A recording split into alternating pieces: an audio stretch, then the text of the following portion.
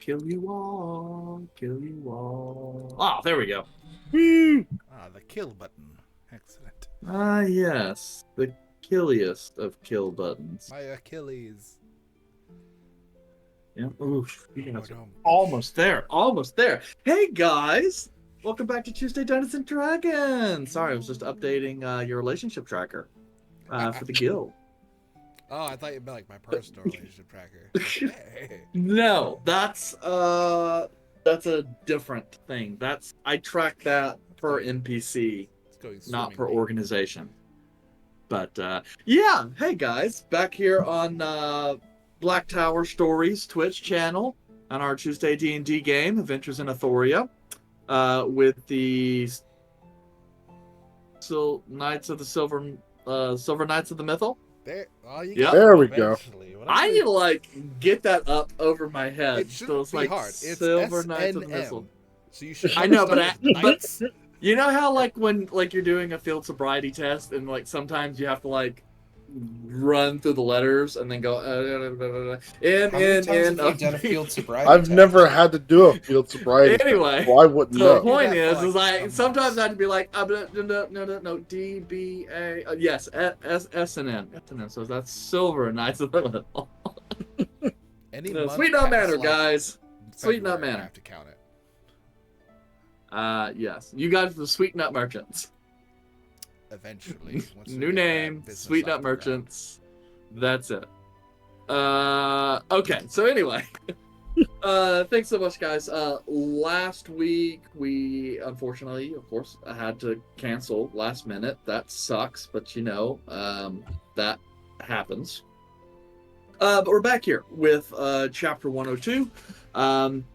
We've got a couple people not out, just having some other stuff to handle. So, when last your group got together, you guys returned from the Autumn Court of the Feywild after completing a mission with Godwin, and spent most of that day just kind of catching up with some individuals as turned out you guys were gone for a longer period of time than you guys had expected. 5 weeks. Yeah, so some catch up was necessary. Some paperwork needed filing. Some rent and taxes needed to be paid. That general kind of stuff. You guys went to bed that evening. Most of you in the house, one of you away from the house, and just kind of agreeing to meet up the following day in order to see what you guys are going to do next. But Volred, unusually, you had chosen to sleep rather than trance this night. Either because it's just the cool new thing everyone's doing nowadays. All the elves are doing it. And you're not cool if you don't do it too. But somehow or another, you decided that you were going to go to sleep. What are sort of the things that Volred dreams about in this rather unusual state that he's in? Dang, well, I don't think that's really Volred's choice. Okay, but what do you think? What do you think his dreams would be like? Probably a mixture of, like, highs and lows. So there's, like, times of just the feeling of, like, being the king and, like, kind of going back to that old, royalty feeling, walking down the streets and people just like getting on their knees and like, blessing the ground I walk upon, to then other darker moments of like claustrophobic sort of situations of being in a position of others in peril that he would care about, and just that suffocating feeling of not being able to do anything. Okay. So it's kind of like a greatest hits, but instead of greatest hits, it's like your most well-known songs, whether they're good or bad. So Yeah, you've and got like you got the best songs and then the ones everyone says are utter garbage. yeah, and then I would say like just like lots of bow shooting and various like absurdities, such as like shooting at a brick wall, but like as the bow hits the brick, little like puzzle pieces of the wall fall off. Uh, and then suddenly there's ADAC in the room, and it's like a slaughter fest of just like bing, bing, bing, bing. Okay. Yeah, and some of so you have all that, and then your dreams also kind of relive some of your more recent experiences in the Feywild. Therius's little den filled with all manner of elixirs and edibles comes to mind.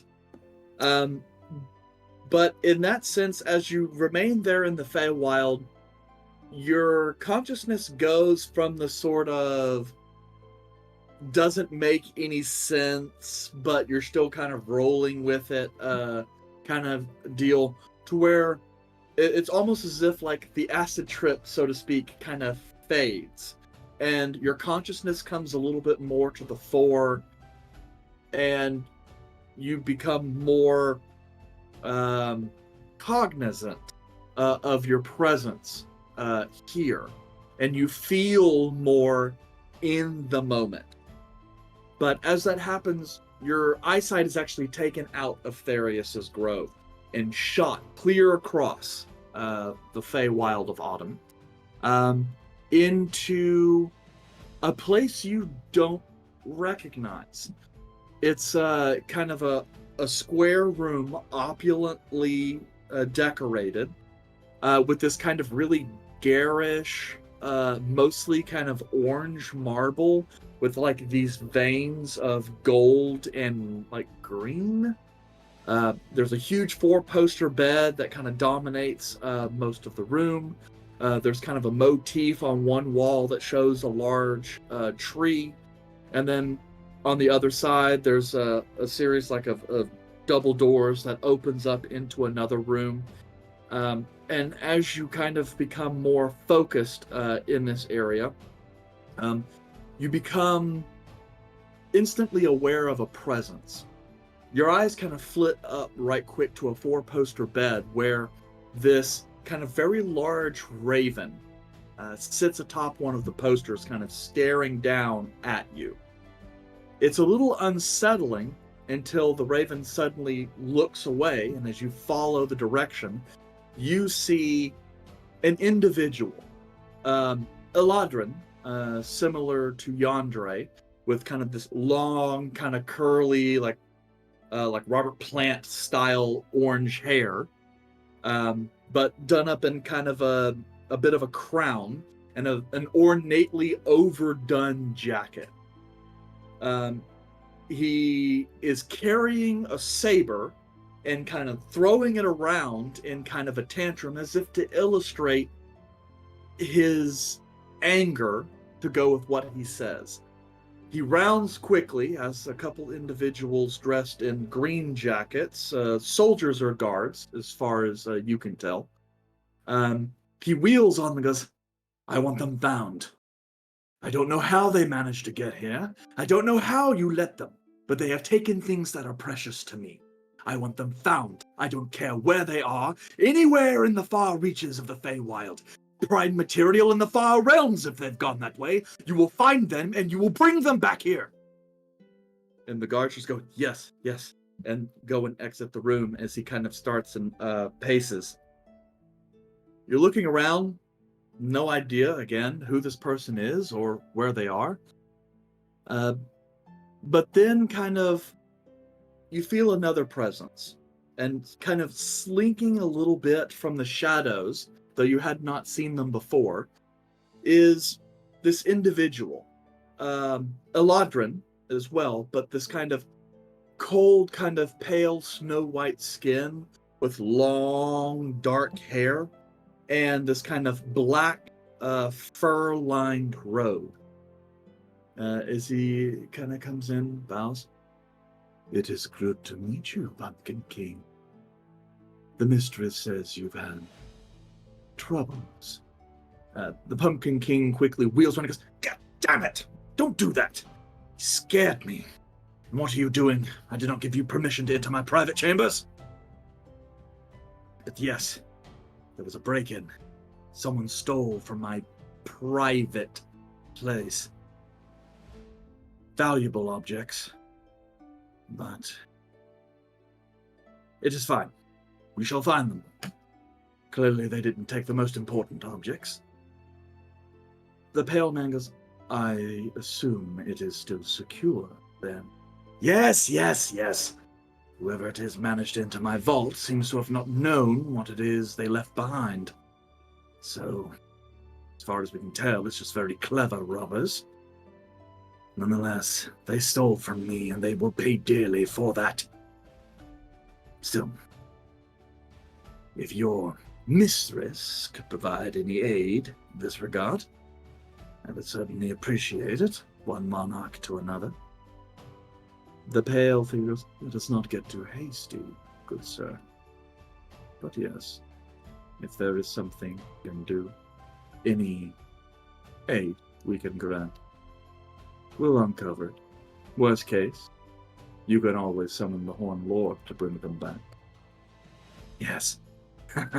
Yes, those idiots left me the horn. Once I know who they are, and believe me, I will find out. They will suffer dearly.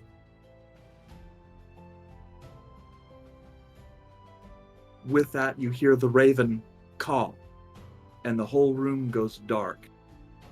And you come to consciousness back in your room at the house. It appears very early a.m., but you hear the sound of rustling out downstairs, as far as you can tell, as if the front door is kind of opening. Objects are kind of feel like they sound as if they're being shuffled into the home. There's some hushed voices, multiples from what you can tell, but that's it. You're now awake, while the rest of your companions, with the exception of Deandre, who's currently trancing in another room. But it's up to you to continue on there if you like.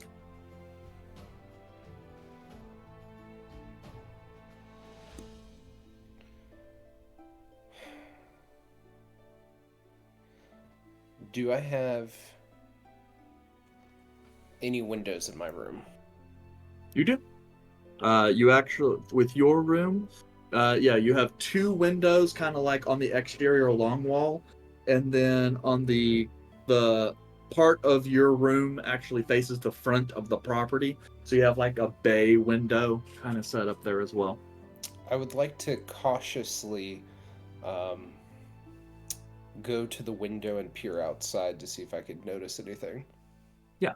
As you kind of slide out of the bed and head towards the bay window, you see barely kind of lit what looks like some kind of a stagecoach or carriage that's in the process of unloading a couple large trunks and bringing them into the house.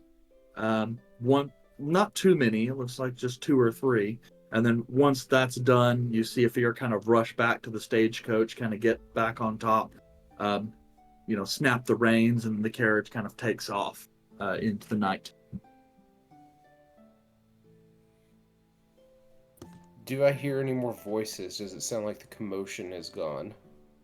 No, you still hear some voices downstairs, again muffled, because the stairwell is right outside your room, so the voices kind of carry up a little bit towards your door. But yes, just kind of a quick cursory glance, it sounds 3 or 4 maybe individuals. Who is on the second floor with me? I believe the only one down on the bottom floor is Kelmac. He occupies the servant's room in the northeast corner of the house. Okay. I'm going to attempt in the stealthiest way possible to exit my room and go find Yandere. Okay.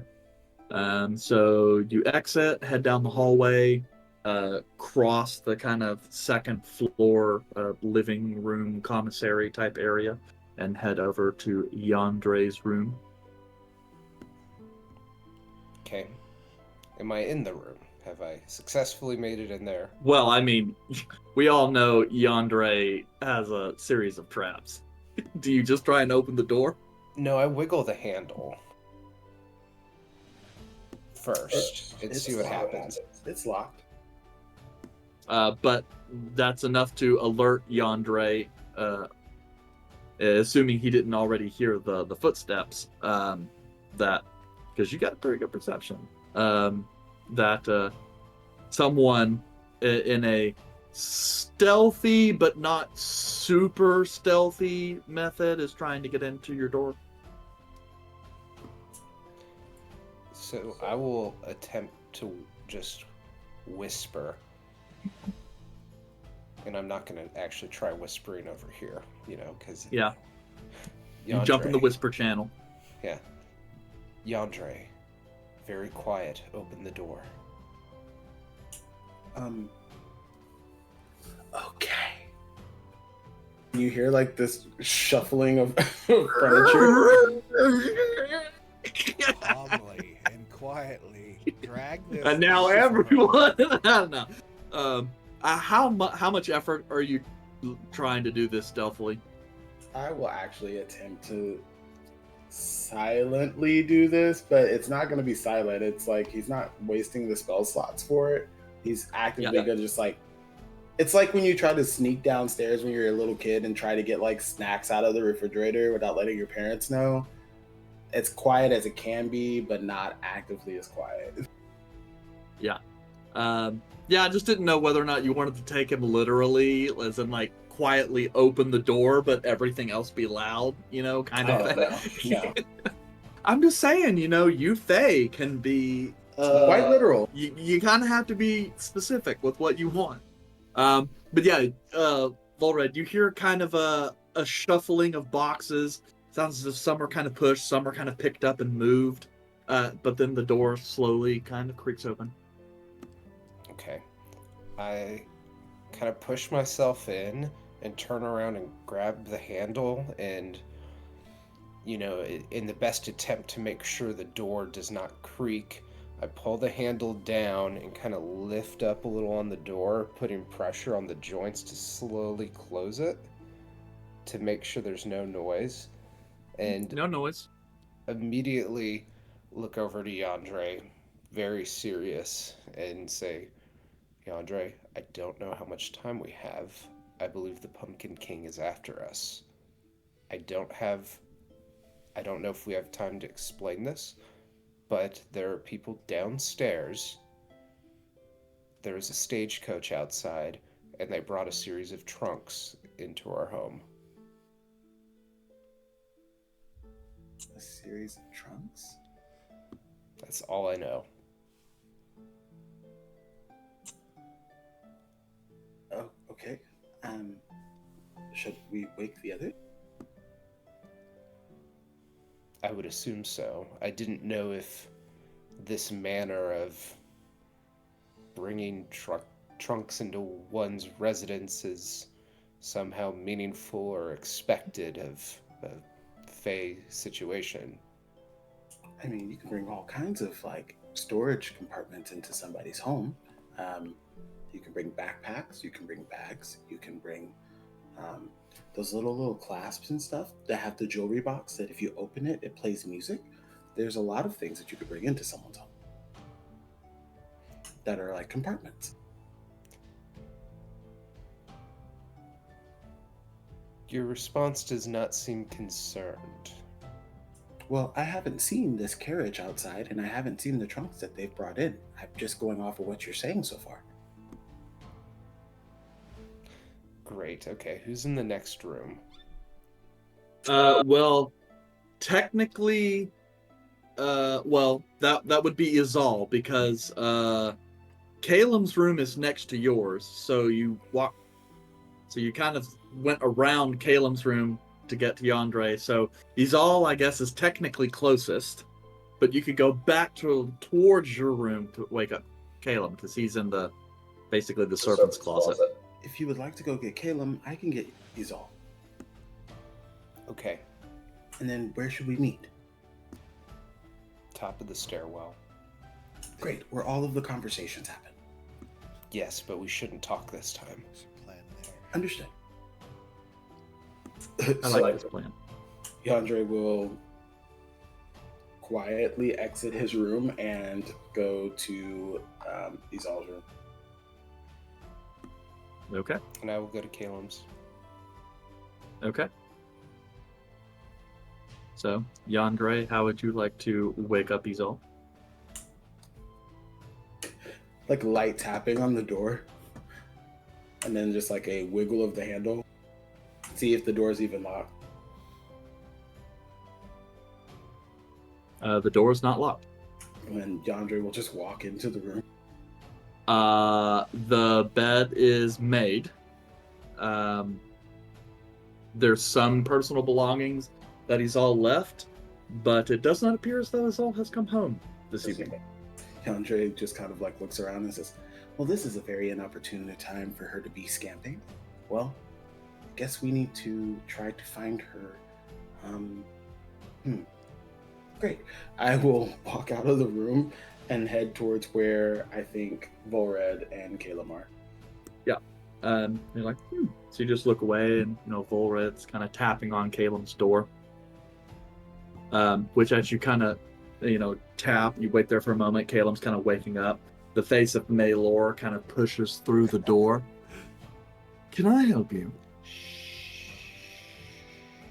And your finger kind of goes through his mouth and just kind of touches the door. Very well. Gun slides back in. Caleb, it's the one with the shorter pointy ears, the fellow elf. Volred's like, he doesn't fucking know my name. Fucking rude. Do you know his name? Glad I don't know his name either. Maylor? Does Red know his name? That I just said. Yeah, of course. DM Quick Look, question. Volred's from high society. He understands that one must know the name at the very minimum of people that they are around. Yeah. You had a question? Yeah, did we actually get a rest? Yes. Okay. You guys got it. Okay, cool. Yeah, this is AM, but you would guess like a couple hours before sunrise, but enough to get you guys a rest. Okay. Especially Caleb- since, you're an elf. You only need 4 hours. Caleb would unlock the door. Well, hello. As I pull in and do the same thing, grabbing the door, gently kind of pushing it up towards the frame, and Maylor kind of telepathically kind of touches base with you, Caleb. Is he drunk?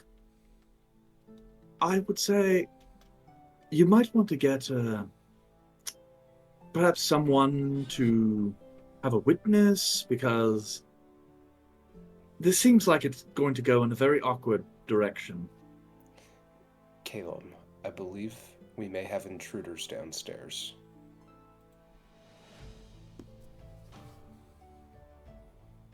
I'm gonna look at Maylor. And I'm gonna send And he just kind of slowly descends to the floor. And you hear some yelping and a commotion downstairs, because Maylor does shed light, so he looks like a ghost. And then Maylor kind of comes back up to the floor. Yes, Master Volred. Your sister is downstairs with two other individuals, a woman and a young man, both elvish. Kin of yours, perhaps. You do favor.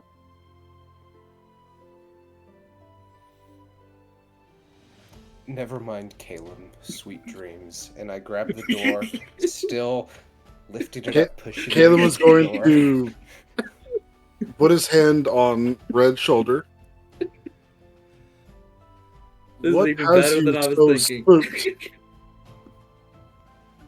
We can talk about this on the morrow. Okay.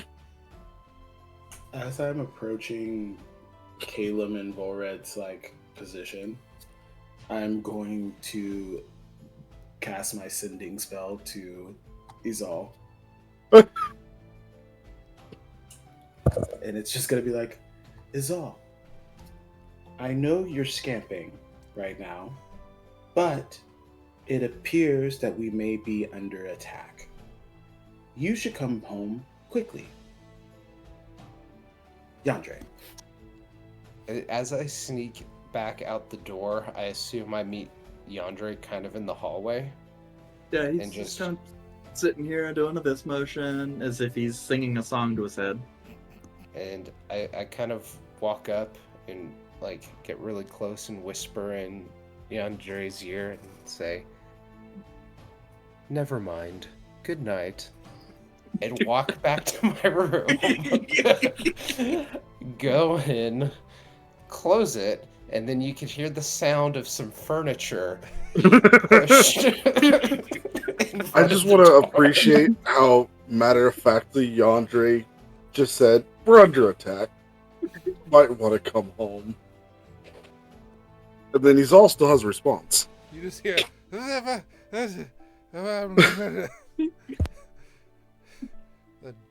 was it. Okay. Well, Yandre, what do you do? Are we not under? Volred? Hello, Volred? Yes, Yandre. Be there in 5 minutes. Are you fortifying your room so that way you don't get attacked? Only from embarrassment. As that happens, Yandre, you can start to hear a little bit of the squeaking on the stairs as someone is beginning to make their way up. Andre pulls out Lightstinger, and, it's got his shield and stuff, and then he leans back against the door real quick and just goes, "It's not embarrassing if you're shameless."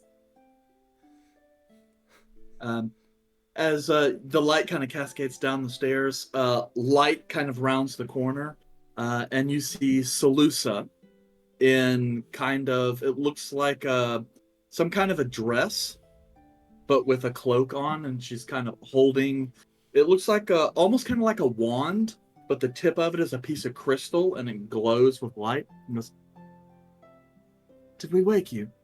Is my brother awake?" Yes, he appears to think that we're under attack. Guiding bolt. No. But if he doesn't mind, I would like to see him downstairs. We have company. Well, that might be quite difficult as he's already fortified his room from the attack.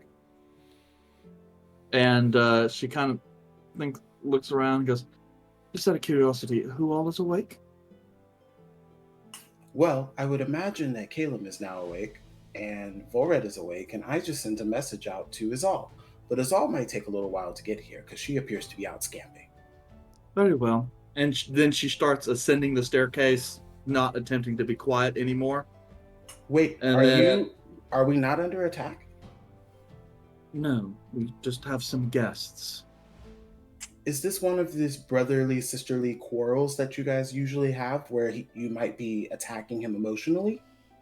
And she kind of, at this point, she's up to the top of the stairs and just kind of looking. "Sister Quells attack him emotionally. No, this is nothing like that." Then she turns around and front snap kicks open the door. I'm just Not standing emotionally, there. physically. The door is still kind of sitting there, partially broken, because She didn't know that there was shit piled in front. She goes, the gods. And she kind of goes and levers open the door a little bit to get her head in there. Brother, get your ass down here right now. I'm standing there with my back towards the door, about halfway in the room, like legs almost perfectly together, arms crossed, and just... I'm sorry, Salusa, I'm trancing right now. I can't hear you. Oh, bullshit. You know I'm an elf too. I know how this works. Yes, and a simple knock would have sufficed. So would you like me to tell our dear mother that you don't wish to see her? Is this who you think we were under attack by? Your mother and your brother?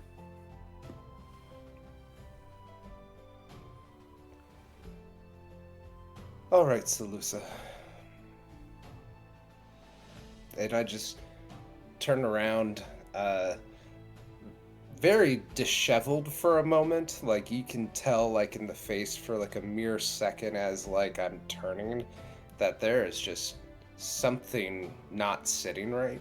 But then it just kind of snaps into that normal Volred stare. And I proceed to walk up to her and kind of sniff a little and, you don't smell too great. Let's go. Okay, and about that time, you guys hear kind of a large crash from downstairs, followed by and some screaming. As you guys kind of rush downstairs, you guys see Kelmac in what looks like night johns, sitting with the sword, matted fur, wild everywhere, looking around for something to hit. Well, if we weren't under attack before, we are now. Kelmac! And as that happens, he kind of looking around going, So are we not under attack? Well, Salusa was going to attack Volred. At least she kicked the door and did enough damage to make me assume that she will. But it seems that Volred was mistaken and thought that we were being attacked by his mother and his brother. Does that mean I can go back to sleep? I would imagine so. Oh, which reminds me. I cast Sending again. Casting Sending to us all and just like, you can continue your scamping. It appears that Salusa has brought Volred's mother and brother. You can stay, Yandre. Okay, Izal. As you were along the back door, situating your arms and everything, getting ready, getting the beeline to the door, psyching yourself up, you start to bum rush the door, and then Yandre's voice comes in your head. What? Fucking ran all the way here. I'm going to the kitchen. Just hear the back door open up, and I was, fuck.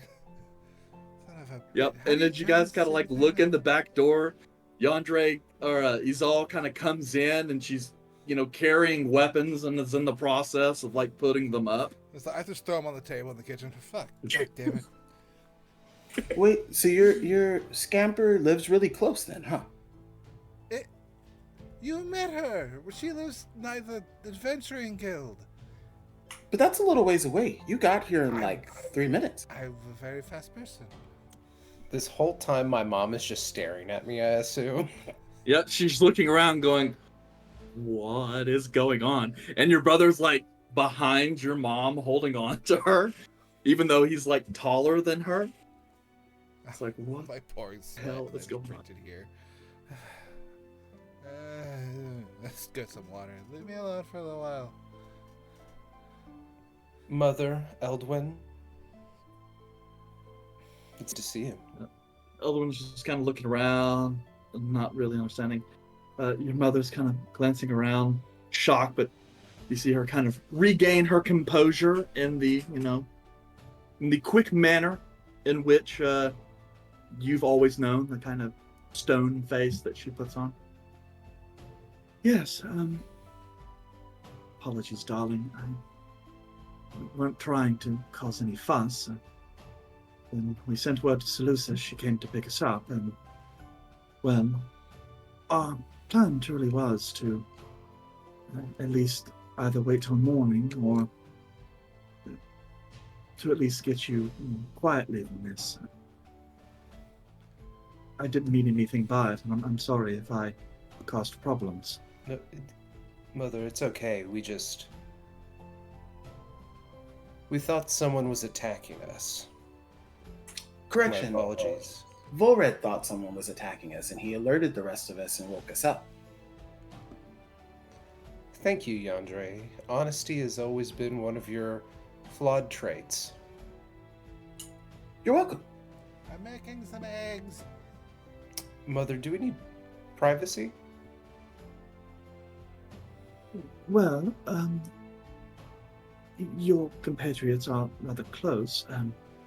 What I have to say isn't necessarily private, but if you would rather discuss some family matters in private, this is your castle, as it were. It's okay. As crazy as my compatriots are, they're normally docile. So At this point, Seleucia kind of walks over, kind of takes your mother's hand. Come, mother, have a seat, and kind of gestures her over to an armchair. One that did not come with the house, so it's like one of the pieces, like every time you guys come back, she's bought a couple extra furniture pieces. So the place is slowly starting to actually look lived in. And so she kind of sets it down and kind of goes over. And he goes, Lady Izal, Huh? if you don't mind, could you put on a kettle for some tea as well? All right. I look where is it? It moved. It's over in the far cupboard next to the coffee. Okay, thank you.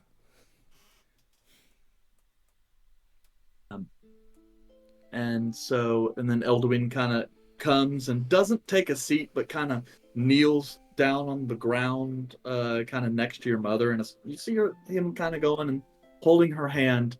And, she kind of does the nice thing, my sweet baby boy kind of thing.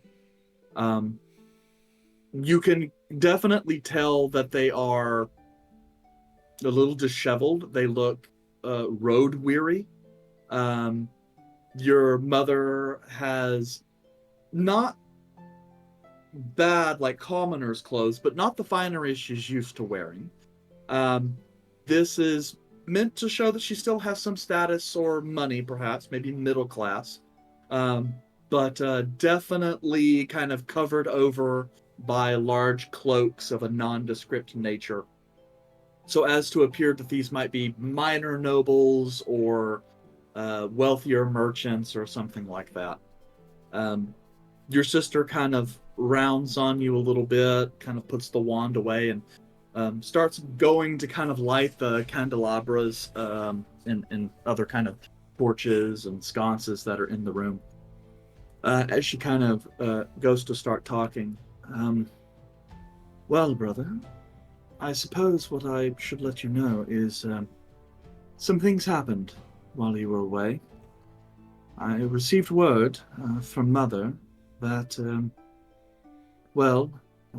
that bit of business that you had told me about back home has finally kicked off, as it were.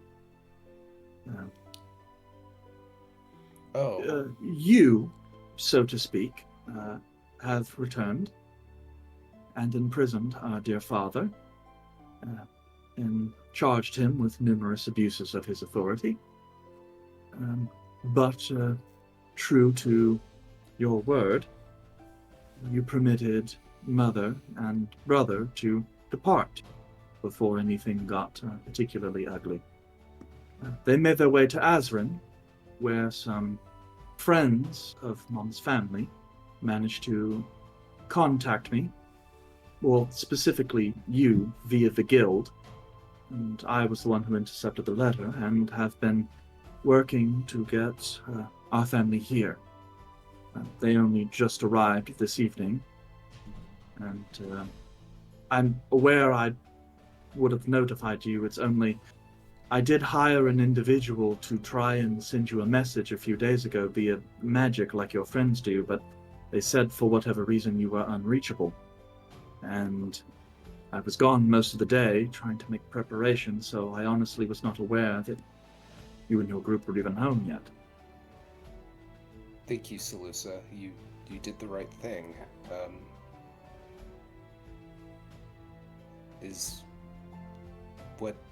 What is Father's current state?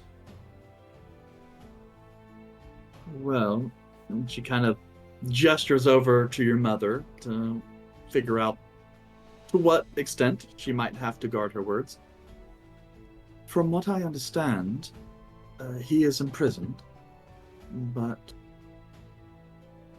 he's not likely to stay that way. Given the anger towards our family, he will most likely be executed. We don't know when, but if this individual is as smart as you seem to suggest he is, he will likely wish to cement his power quickly and then have it done before too long.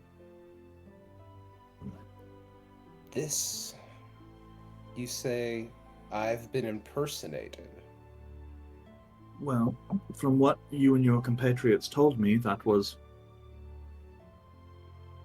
part of it. An individual who claimed to be you abdicated the throne to, well, the fake me and her husband.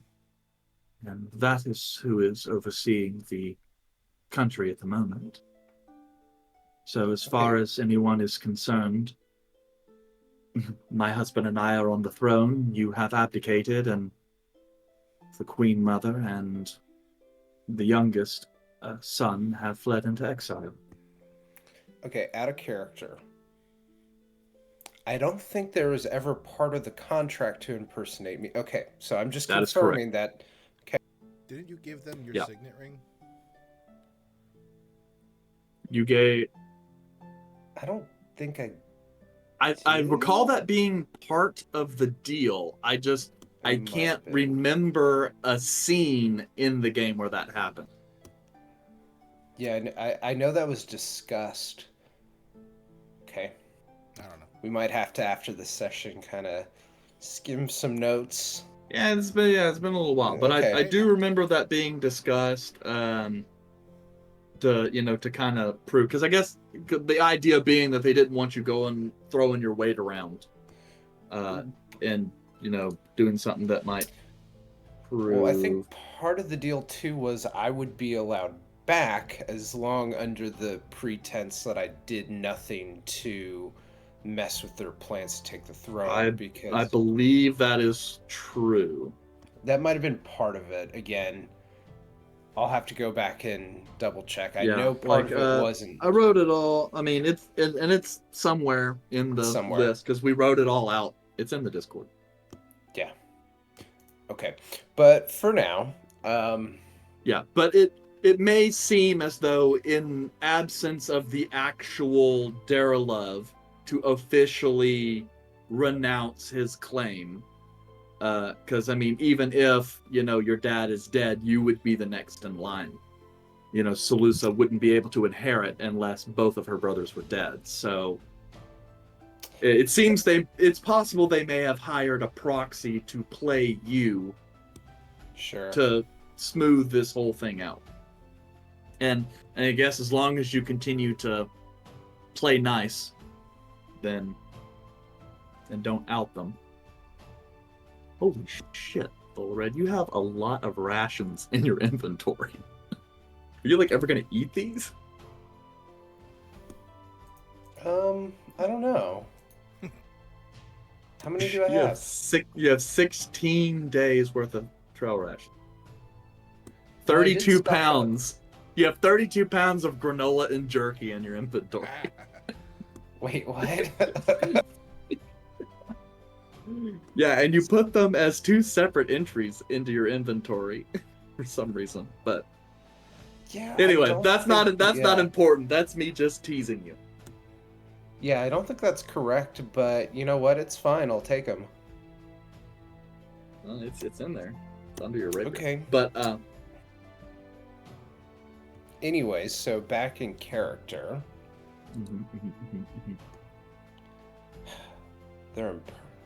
I'm being impersonated.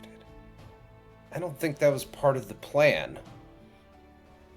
Did they break the contract? well, I don't know. I don't suppose Rhetorical that. question. Okay. I'm sorry. Anyway, the more pressing matter is, obviously, I've brought Mother and Eldwin here.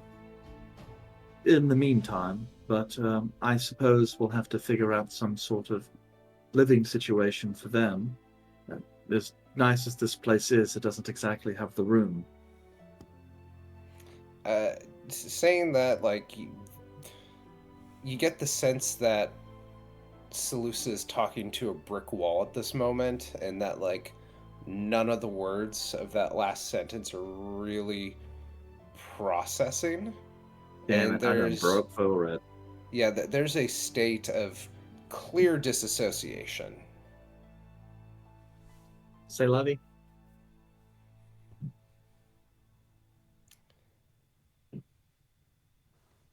And with kind of that silence, Volred just kind of turns around, and you slowly hear the faint sounds of a whimper and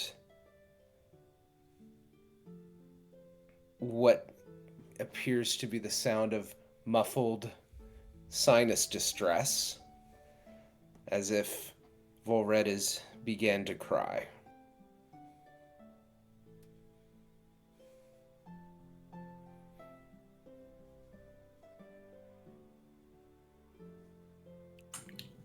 Should we do something about that?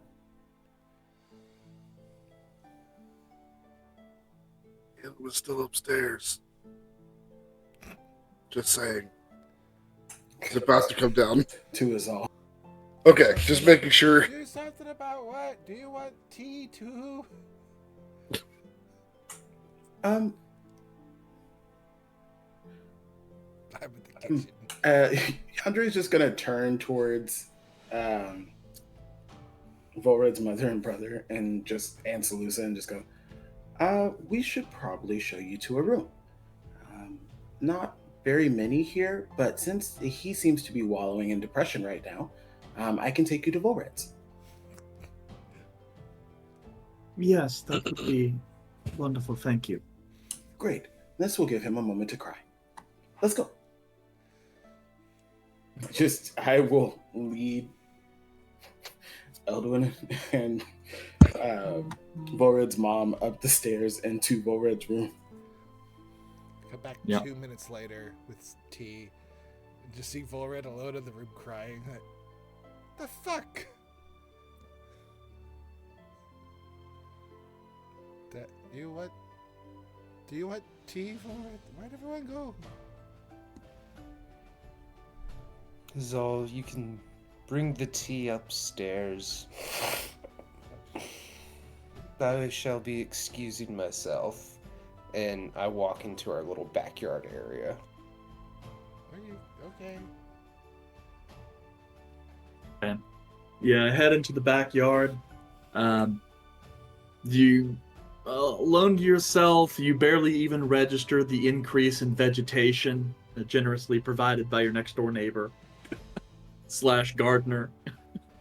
And yeah, and then plop down somewhere. Oh, I assume that there's some bushes out there, and Yeah. I have conveniently laid on the ground, sort of leaning chestwardly, like into the bushes. Fair enough.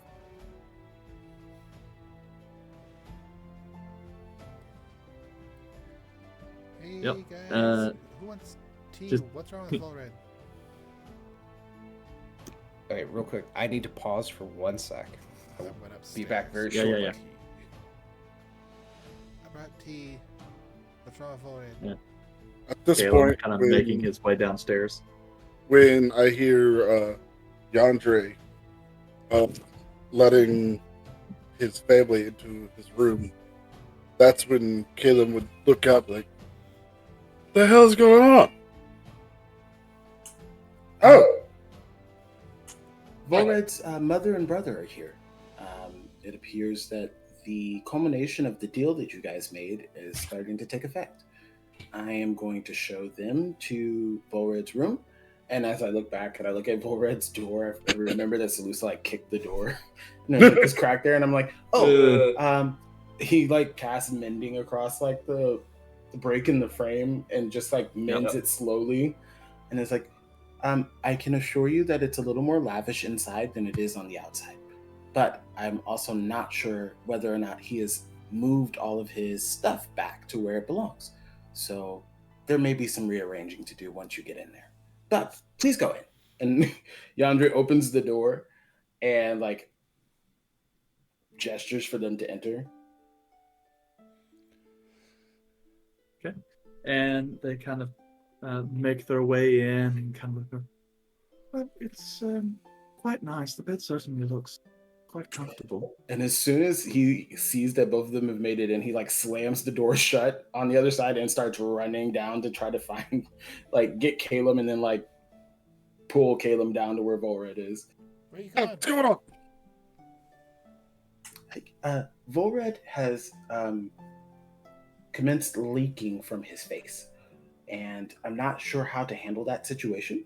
And I don't believe that he knows how to handle his emotions either, as he doesn't really show them very often. And I think you might be better at talking him through it than I would.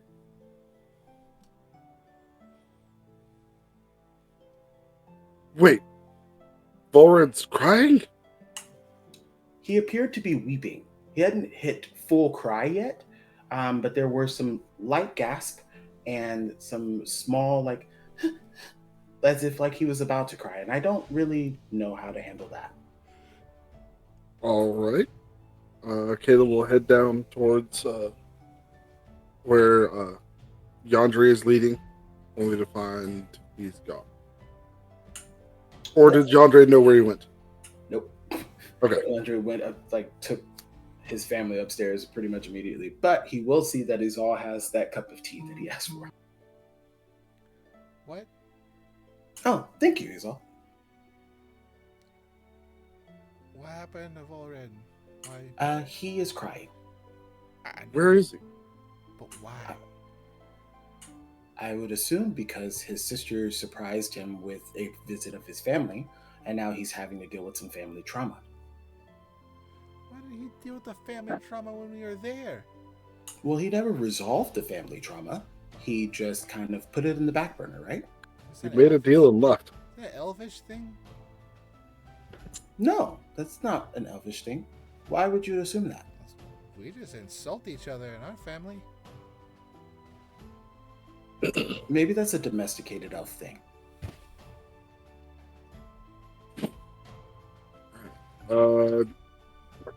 Caleb will start looking for Red.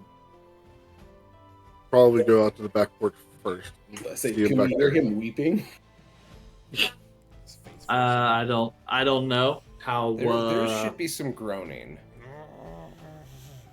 Yeah, I guess if one. Well, Yandere can definitely hear it.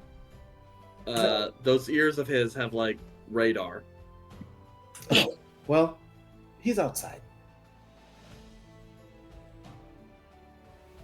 Caleb will go back there. In what position do I see Red in? Okay, so again, this is assuming there's some sort of bushes in the yard. You'll find Volred on the ground, kind of in a not full fetal position, but the legs are definitely tucked up a little bit. Just kind of laying on the ground facing the shrub.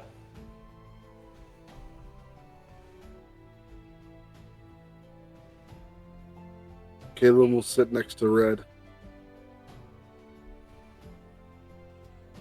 And just sit there, being there in the moment with him. Is all. Hmm? Should we go and check on them? I kind of wander to the back door out the window. I think they got it. I've got to go back to. I gotta go back to Friga's. I left a bunch of stuff over there, and I kind of didn't say much. So I'll be back in like 30, 45 minutes. But it only took you like 3 minutes to get here. I'm not gonna run there or back. So Well, I'm not going to stay here by myself, so I'm going to go out there with them. They appear to be sitting in silence, and I can do that. all right. DeAndre goes outside with his cup of tea and just kind of like looks at Caleb and Volred like face down, and it's just like, oh, okay. Caleb's sitting on this side. I'm gonna go sit on the other side of Volred, and I'm just gonna sit down and like cross leg and sip tea.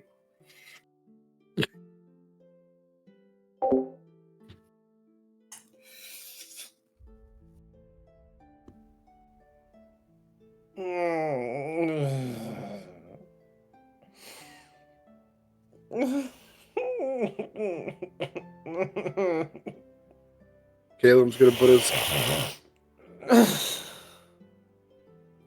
put his hands on Red's shoulder. What's going through that head of yours? I wish an arrow right now.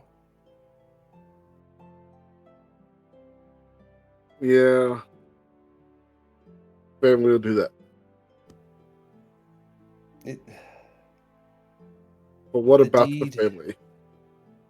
The deed has been done to Kyosa.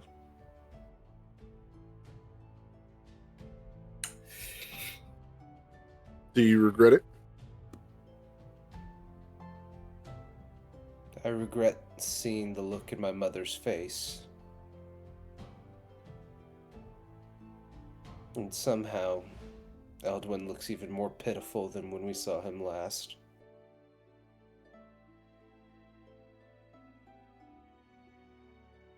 I don't know. Last time I saw him, he was dead. Caleb will let out a cough. That's a fair assessment, Yandre. But you also know that your brother isn't built for things like this. No. He'll pick himself back up, just in a different way than you will.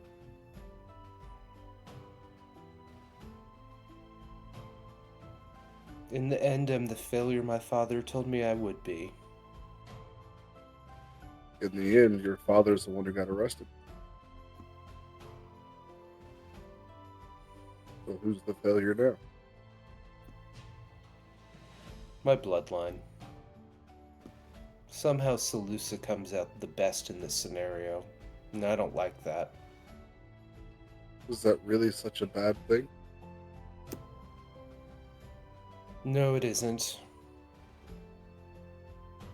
Everybody's bloodline is shit. To some extent. And if you have one normal family member,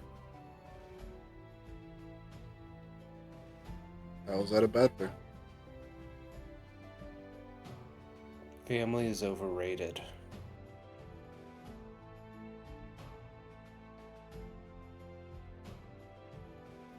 Not the family you choose, though. No, I guess not. I don't know if I can look at my mother.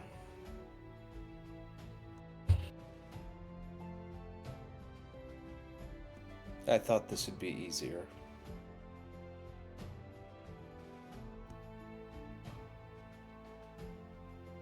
Everybody's lives have taken a drastic change. And your mother is going through a lot. Think of her as a different person. That might help. Because she's not who she was 6 months ago. She might as well have died and came back to life too, I guess. Seems like practically everyone in my family has been through that.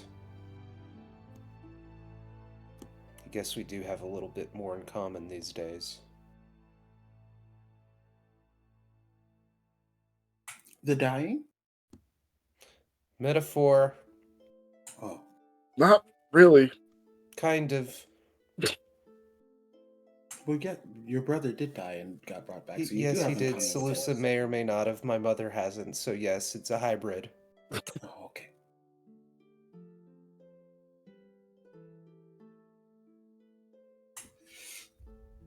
Yandere, can I have some of that tea? Yes, you can.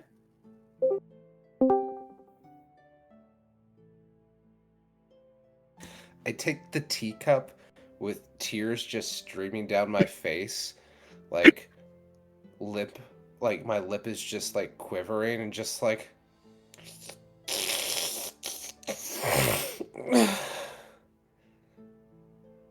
Can I have this glass, Yandere? Well, yes, now there's snot on it. I do not want that back.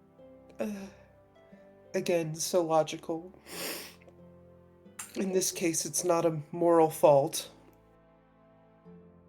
Well, you are going to have to look at your mother soon because she's in your room, Yeah. along with your brother. I wonder if they saw Father get captured. You could ask them. No, I'm not doing that right now. Would you like me to? No, we will. No one talk to my family until tomorrow, please. Or But later it's today. Let them rest. So should we all go back to sleep since you woke us up in the middle of the night thinking we were attacked? The Pumpkin King. Yeah, hold. Okay, one second. That out of context, that probably sounds strange, but I need you to trust me. Okay? Trust you as in the same way I trusted you thinking we were attacked? Okay, I had valid concern when there are strange noises from coming downstairs. Well, Kelmec is downstairs. There's always strange noises coming from down there. But was I not correct that there were strangers in the abode? You were incorrect because they're not strangers, they're your family. Oh my god. Okay, so I decided to sleep last night, and I experienced a vivid dream. I was in the palace of the Pumpkin King. He was very clearly upset. He knows by now, of course, that we stole his items. And he was giving orders to all of his men and women, I guess, that they would find us any means possible on any plane. There was a large raven present, and a mysterious other individual showed up.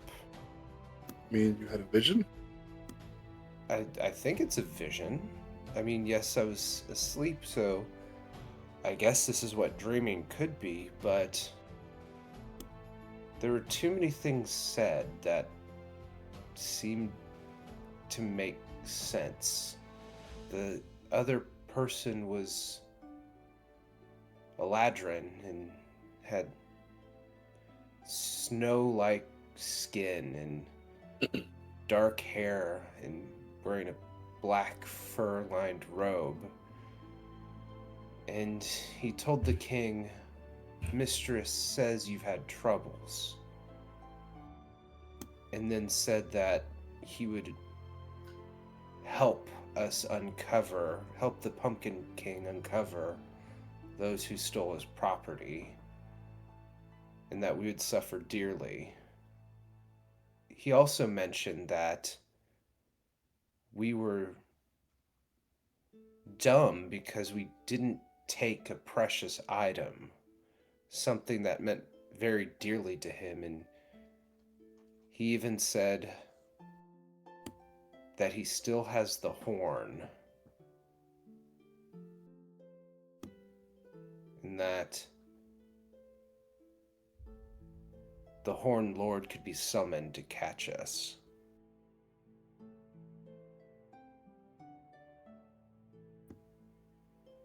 And that's when I awoke to the noises downstairs.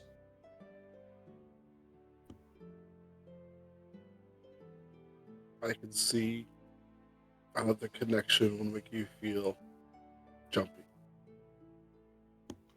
Oh, and then it just got better, because the sheer embarrassment of being wrong, only to find out that your family showed up, and that the stupid plans you made finally came true, and that your father's getting executed, which, okay, not the worst part.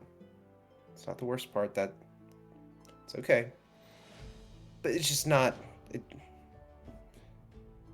I would like to restart the day.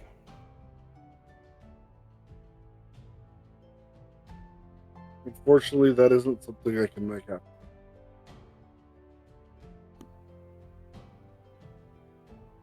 But what I can tell you is shit happens. So what? You're wrong. Face it and keep going.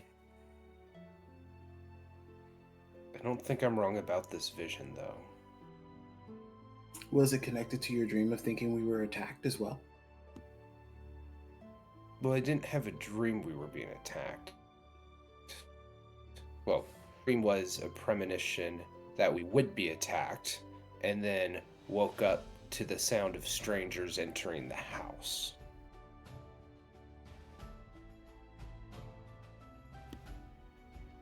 Yandere, who is that man I described? The pale skin, black robe, lined with fur. Well, if your premonition has any validity, it's probably one of Queen Mab's men. Who's Queen Mab? The Baroness of the Winter Court. The one who has the skull, correct? Correct. But I'm not sure if that is a valid premonition. Sounds very likely, but still a little difficult to believe. Okay, question. Eric, you mentioned that I did not recognize the Pumpkin King. That was my first time seeing him. So I'd assume that when we were there weren't any sort of pictures of him or I mean, anything. there were some statues throughout some of the place, but kind of make him look a little nicer than he actually was. It's more so that like the interior of the place definitely felt Feywild-y, and so you could probably guess who it is, but Yandere is the only person in your party that's actually seen the Pumpkin King. Sure. So I'm going to attempt to explain to Yandere as best as possible all of the details of like what the Pumpkin King looked like, what he was wearing, the room that I was in, like literally just trying to like spill out as much detail as possible. So after Bullred finishes that whole spiel, I'll look over to Yandere, who I believe still has the hat of disguise on. Correct? Or was it Izal that had it? No, I took the hat of disguise, but didn't end up needing it. Well, does he have it on him right now? Wait, no, it wasn't me. It was Kelmac. Kelmac. Didn't we get? Yeah, we gave it to Kelmac. Damn it. Never mind. Got that. I was about to give it to him.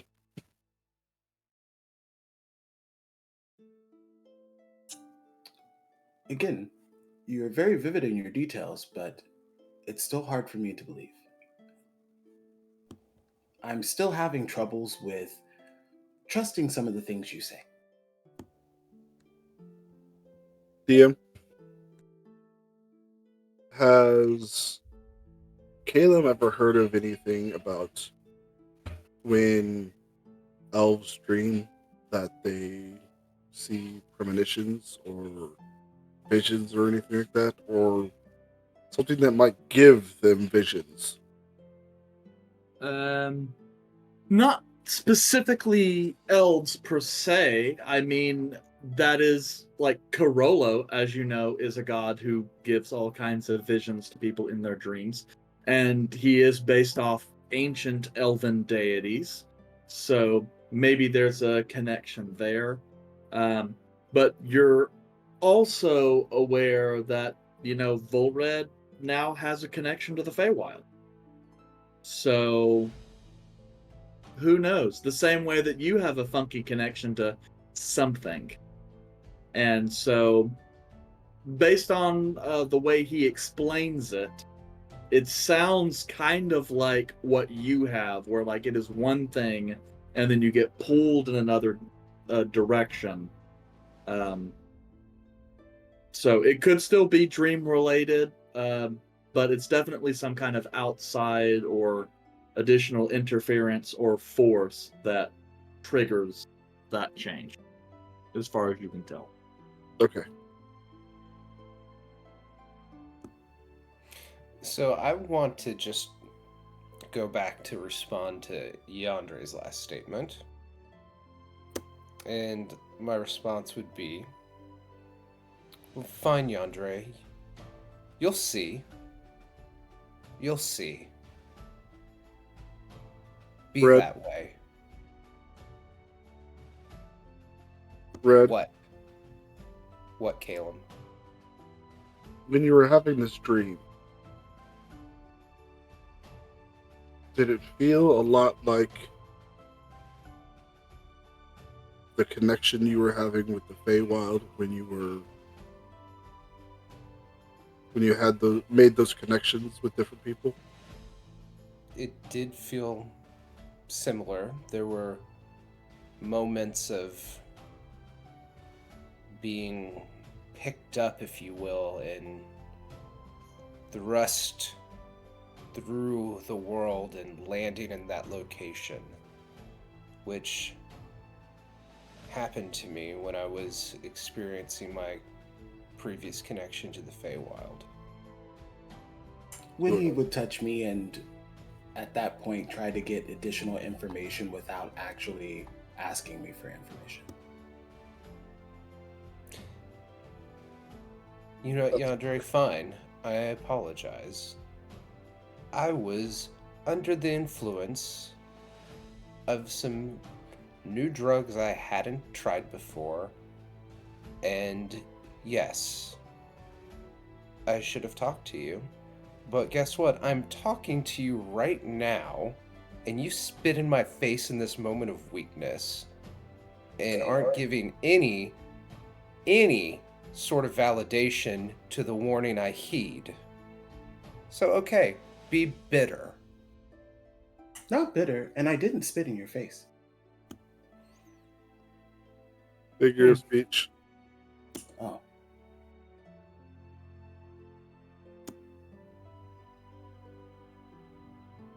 I accept you can still be mad at me. And that's okay. But in this moment, I would appreciate if you'd listen, not for only my sake, but for yours as well.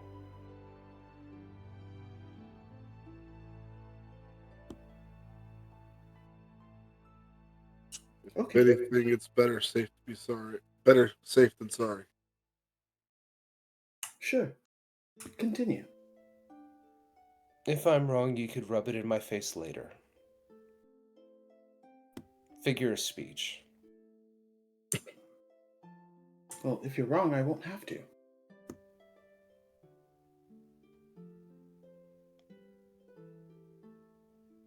If you're What do we wrong, do you'll with probably be out here crying again. Another low blow. Got it. Caleb, I don't know what we should do, but we should be prepared for some sort of retaliation.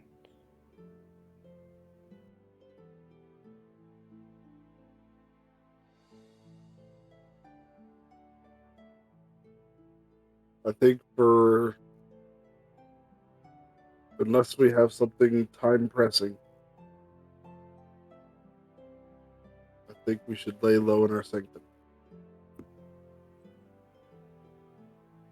In this Okay. vision that you had, did they show any indication of knowing who we were? Not yet. Well, that's good. He can't That summon is. the hunt unless he knows who we are. What other stipulations would be key to understand? Depends on the stipulations you're looking for. I am looking for your expertise in the Feywild to determine what things would one look out for if we were to be spied upon. Other Eladrin, specifically. There are not a lot of Eladrin here in the Prime Material, and if you were to have made a connection with the Feywild and understand that the Eladrin of the Winter Court are coming, the description that you gave would be relatively accurate. Meaning, if you see any Eladrin of the Winter Court, that would be a big red flag.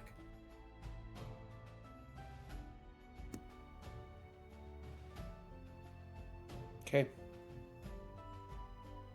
My concern is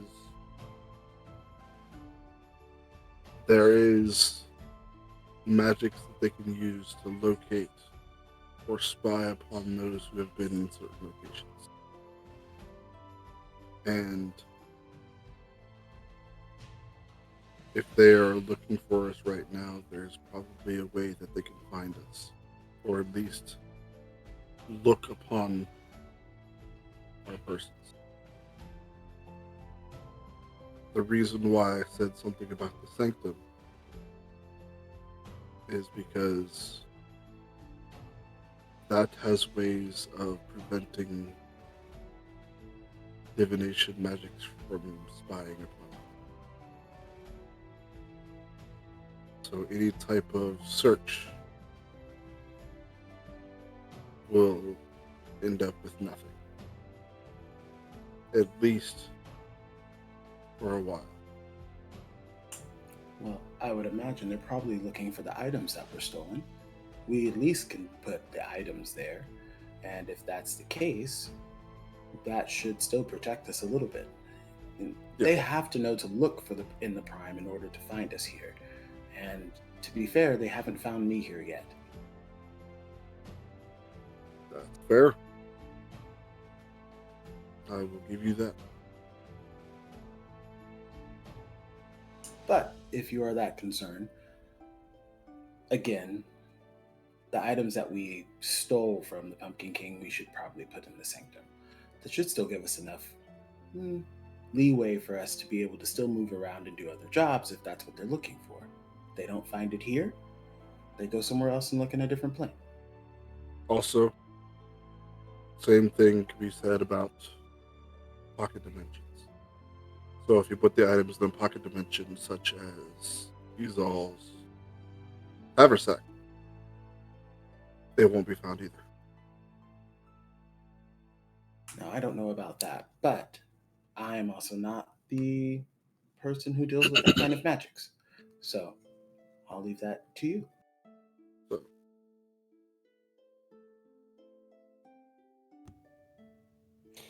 Might be a good idea to tell Godwin to be careful. Godwin doesn't have any of the items that we stole from the Pumpkin King, though. he has the one item, He has the star. the actual. Yeah, the single most obvious item stolen. That could be a problem. Should we put Godwin in our sanctum?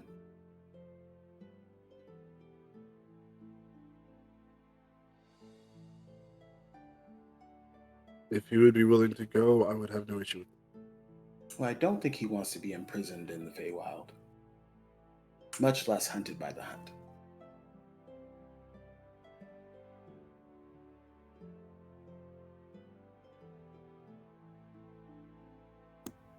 Can I go a few months without pissing off some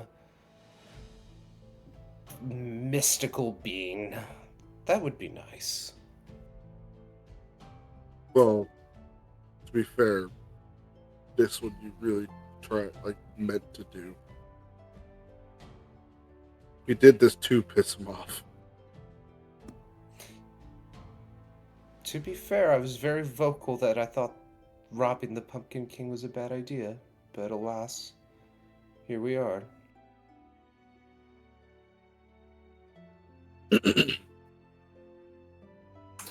you like me to message Godwin? Sure. What time is it currently? My sundial doesn't appear to be working at this time. Yeah. We'll say it's right around dawn. So that makes it like 6:30, something like that. Well, I'll leave you two to it, and I will go message Godwin. Yandra gets up and just walks back inside.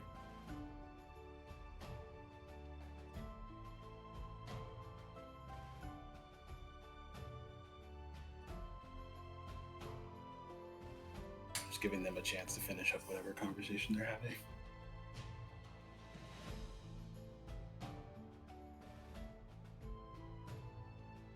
I don't know what we should do. But regardless of what we are going to do, we need to be on our toes and try and watch out for what we do. And as for your family, that's going to make things interesting. Yes. Any idea how long they're staying? No. Probably a while.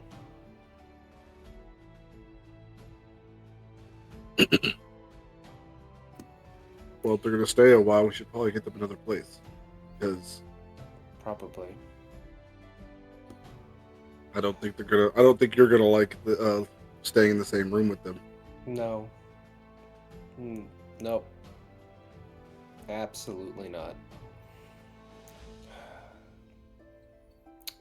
I wonder if Azal's ready to move in with her girlfriend. I could take Azal's room if... No, that's a bad idea. I think the Spellbound Flame owes me 10,000 gold. Wasn't I supposed to get paid when this thing was done? I'm gonna have to look at that damn contract. Yeah. How Well, am I actually, supposed to... technically, wasn't the 10,000 supposed to be for your mother and brother? Well, I don't know if they got paid or not. And again, I wasn't supposed to be completely banished, I don't think. But I've died before, so maybe I misremembered. Or you died before you made the deal? Yes, which affects short-term memory. But no, you are not completely banished. You can go back. But I Or can't as go the back terms- if someone has impersonated me. Well, someone impersonated you? Yes, Salusa, that's right, you weren't downstairs. Salusa said that the fake Salusa showed up with whatever the fuck his face is, her husband, that noble, and that a fake me was there as well. And correct me if I'm wrong, but my sudden appearance in Kyosa being different from what this fake version of me would inherently cause some sort of trouble. And if I were to do that, then that would effectively break the contract. Though, hasn't the contract at this point essentially been completed? If Well, technically the contract would be completed once your father dies and the throne goes to your sister. And as far as you having an impersonator, it's much more valid having an impersonator come up and say, I'm going to disinherit the throne, than just saying, oh, he's died somewhere. Yes, My turn now. no, that does make sense, but I don't like being impersonated. Yeah. But they wanted to be sure that everything went smoothly. I want that Does it money. suck? Yes. I want my 10,000 gold. Listen. Did you tell them where to send it?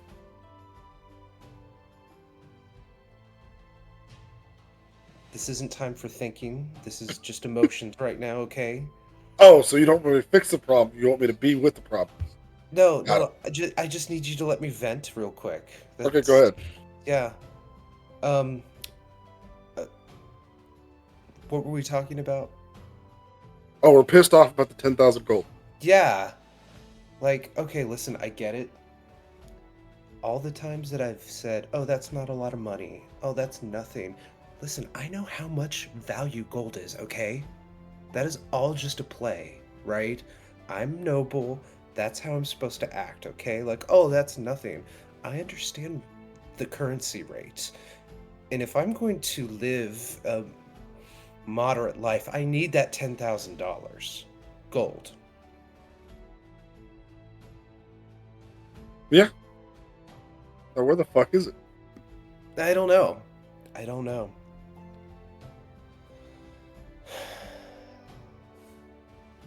Do you want me to cast a sending spell to find out where it is?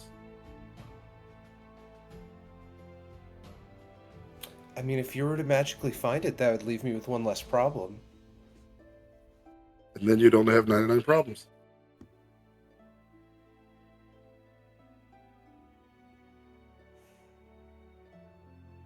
But a bitch is one.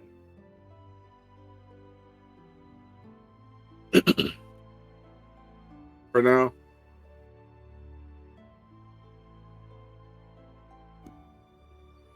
Caleb, this has been a good conversation. I'm probably going to stay out here and stare at the sunrise until it burns into my soul.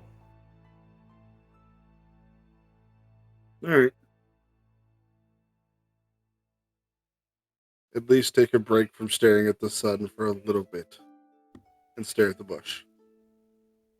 And Caleb will stand up. Pat Red on the shoulder. Everything will be alright. It may suck, but it's going to be alright. Thank you, Caleb. You've always been a great friend. You as well. And Caleb will head back inside.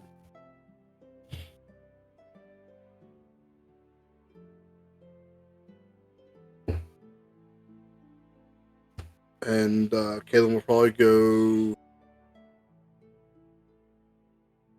up to his room and what was the guy's name that Splusa was marrying? Lord Crocus. Lord Crocus. I also verified. I posted a link to the thing. It's also pinned in the thing. Thankfully, I had the full site to pin that. So yes, the Solusa, Verona, and Eldwin were entitled to relocation expenses as part of that pact. Do you remember how much? Because I can't remember. I know Volred being Volred, I'm pretty sure 5,000 or 10,000 gold was thrown out there. It didn't get included in the actual contract, which is honestly a really, really bad thing that Volred let slide. I think we talked about 5 personally, But when Red got to the actual negotiating table, he said 10. That's what I think. Because I know that we were like, what the hell? He increased the number. And to be fair, I know this was what was written down, but I, as a player, assume that that money was part of it. We'll figure it out.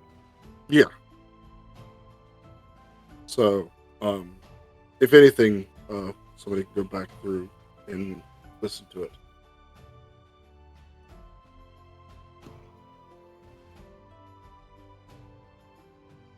So, okay, well, yeah. Well, so the dawn is slowly there. Was there something else you guys wanted to do? Are you guys gonna try and get back a couple more hours of sleep, or just anything before you guys kind of reconvene in the morning? Caleb would go back and chill. Probably go back to sleep. Mhm. I know Kelmac said that he was going, or they had previously said that he would go back to sleep. As for Zal, I don't know Come what she's back doing right until now. The sun's up. Okay. Well then, we'll say pretty much everyone's gonna be back kind of mid-morning. By that time, Verona and Eldwin have kind of been able to trance and get a little bit of rest, so they're kind of milling about the house. Mostly, Volred's family is just kind of trying to be nice, trying to help, around the house, but have no real skills. Um, Volred, why don't you show them how to do it? Go ahead. Show them, Volred. Oh, you assume that I haven't left the garden. but Don't worry about at that. some point, Volred though, will clean kind of as everyone's kind of getting up and the general mood around the house does actually improve, your mother does broach the topic of finding a place to stay, and inquiring about like where's the best places in town to stay, or is it like better that they go and live someplace else. She didn't really know, and she doesn't want to, be a problem for you, standard mom stuff. Well,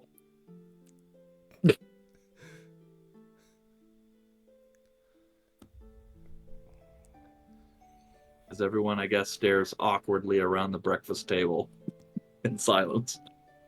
Well, is she trying to talk to Volred and he's not answering, or is he? I mean, she's broaching the subject, particularly Okay. with Volred, but everyone else, like it's obvious she wants she's at least aware enough that it's an elephant in the room, and, wants to kind of address it sooner rather than later. Gotcha. Mother, you and Eldwin are free to stay here as you desire. I would think long term a better option would be best, but I'm sure you and Eldwin desire your own sense of personal space. But until we figure out a more permanent solution, there's no rush to leave. I can find another spot to trance within the home.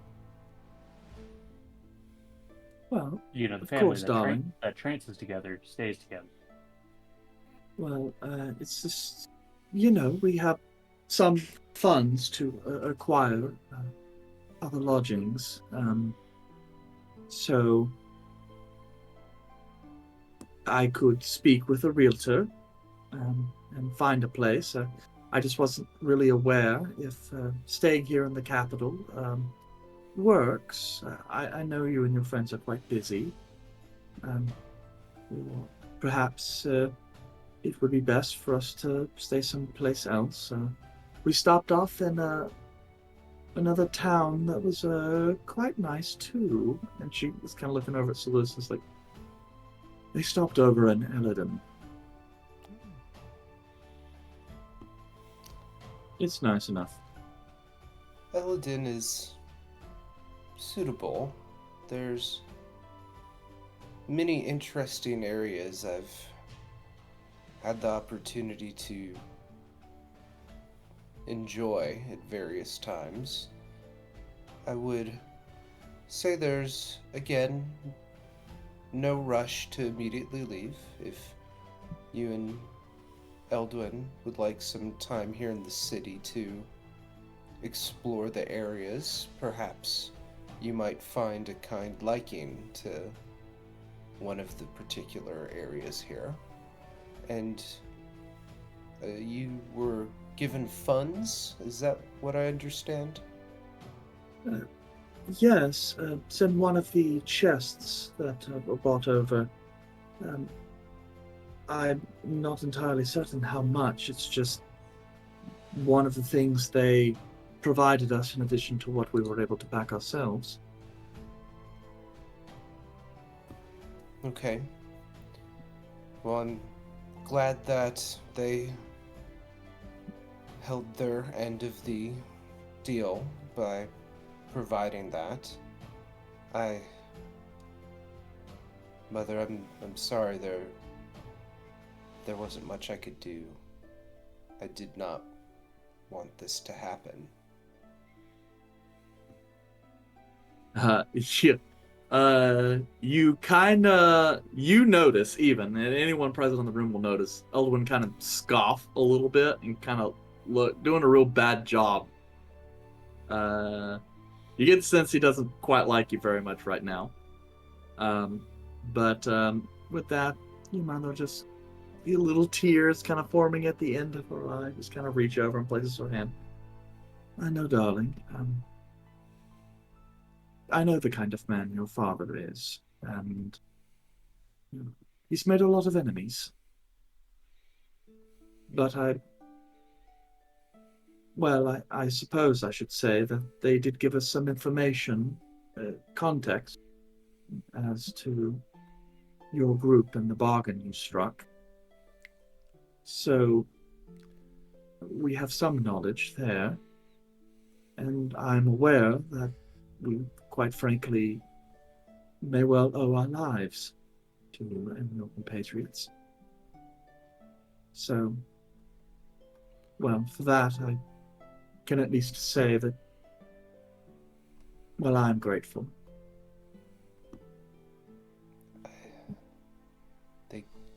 Thank you, Mother.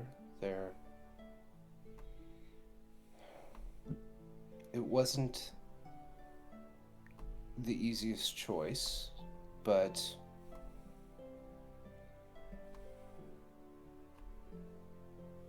I'm sorry, I don't know what to say.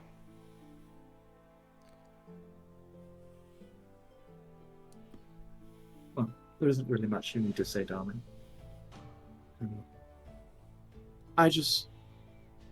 I'm aware that this whole bit of business has been, well, it's been a bit of a strain.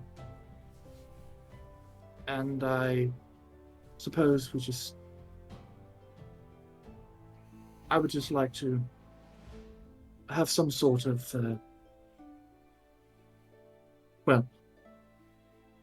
I would just like to move on wherever possible. Yes. With that, agree. your brother Eldwin just kind of stands up and storms out the back door of the house.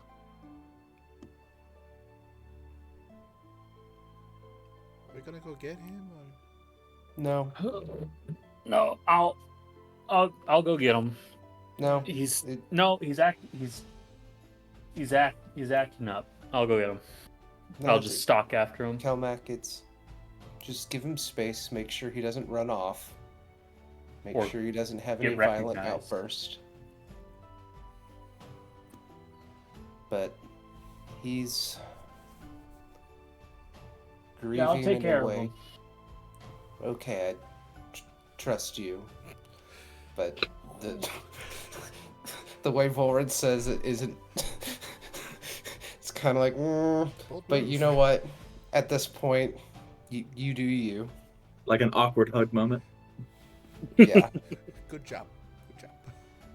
And I'll look to my mother and say, Mother, he'll come around. He is in ways going through something I've been through myself, but in a different perspective, and I'm prepared for him to hold this against me. But I guess it's interesting because it seems though these days Salusa and I get along well, so it wouldn't be the family without me having issues with one sibling, I guess.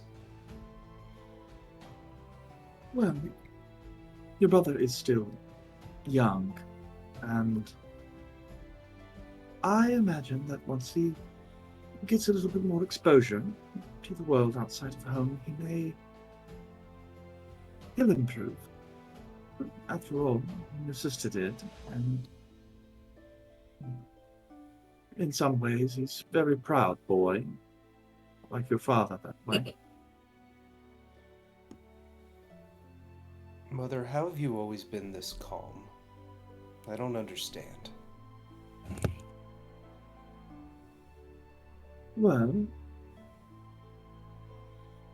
I suppose the simplest way of saying it is, I mean, my son, I am princess, you know. No. You saw the comment? Yeah. No, that's definitely Bull Red's thing. No, it's just when you are a lady of the noble court and you marry for political reasons, very much of your life is not your own to determine. Now, I certainly had some choices and enjoy my little pleasures, but so much of my life has been outside of my own control, and, well, I simply learned a long time ago that sometimes you just, if you work against the flow of the ocean, sometimes you'll just end up in the same place but tired.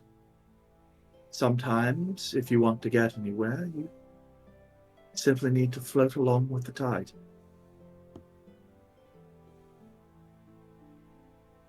That's quite a beautiful way to put it. Something that I Yes. might learn from. And the truth is, I mean, your father was always difficult, but, well, I'm not entirely sure. I can only imagine how you and your siblings see him, but he wasn't always a monster through and through. He had his moments, assuredly. But when we were younger, he was shrewd, but still kind, in a way. I suppose I was burdened by a lack of choice, and he was burdened by too many choices.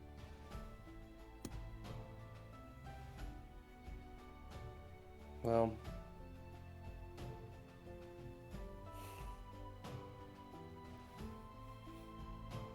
whatever happens to Father, well, I guess what happens, happens.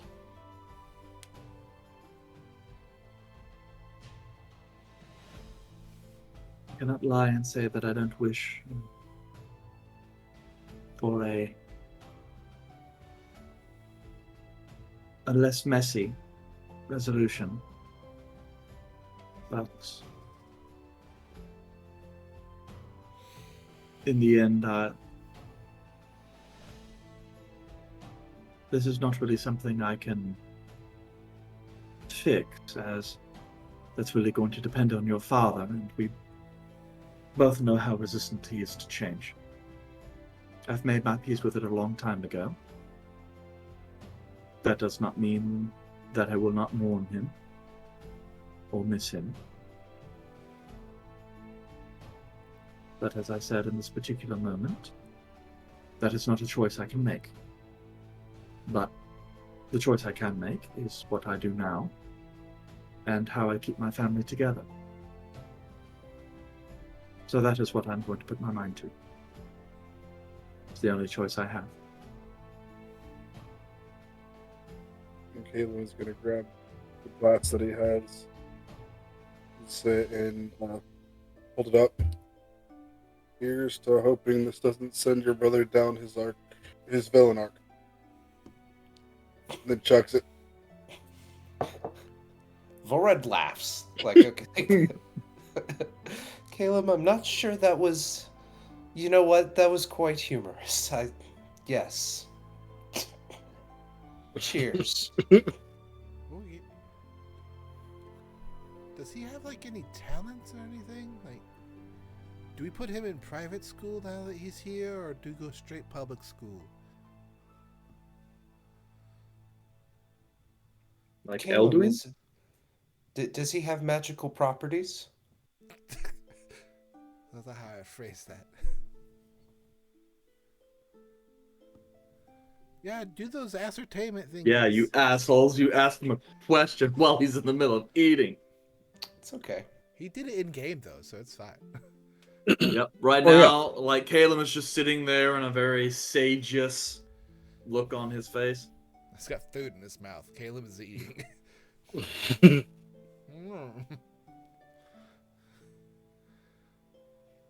I can definitely find out, but in my limited exposure to him, it doesn't. Well, actually, DM, does he seem to have any interest in magic at all, or is he more reserved and not into that at all? Like Elduin? Yeah. Roll me an insight check. That's I balls. wouldn't want you to expose yourself to this child any more than you have to. Phrasing. I know what I said. That would be an 8. Yeah, you don't really know. You're used to dealing with children. And this is kind of an angsty teenager. Phrasing. So Crazy. You're right, you're right. Don't I expose should know yourself better to with this you guys. angsty teen. Jesus. Well, okay. Sorry, I do not live in the same smut-filled world as the rest of you guys. Okay. To be fair, what you said wasn't bad, but it being right after the last comment just... I don't Yeah. live in that world. I don't view through that lens. Get your Okay. teen Bible out and just ask them. Sit I backwards on a don't chair. have a teen need Bible. I feel attacked right now. Do you have a- Anyway, because this is Yeah. getting derailed. Anyway, yeah, you don't really know. You haven't seen anything that looks like that. Based on his mannerism, Elduin seems not as headstrong as Salusa, but more driven than Volrit. You get the sense that maybe he's the kind of person that could accomplish something if he really wanted to, but you don't really know. You know, he's still young enough. He's definitely kind of a tabula rasa. Plus, you know, he's an elf. You know, they live on completely different time scale than humans. He could be another 200 years before he figures out what he wants to do with his life. Okay. I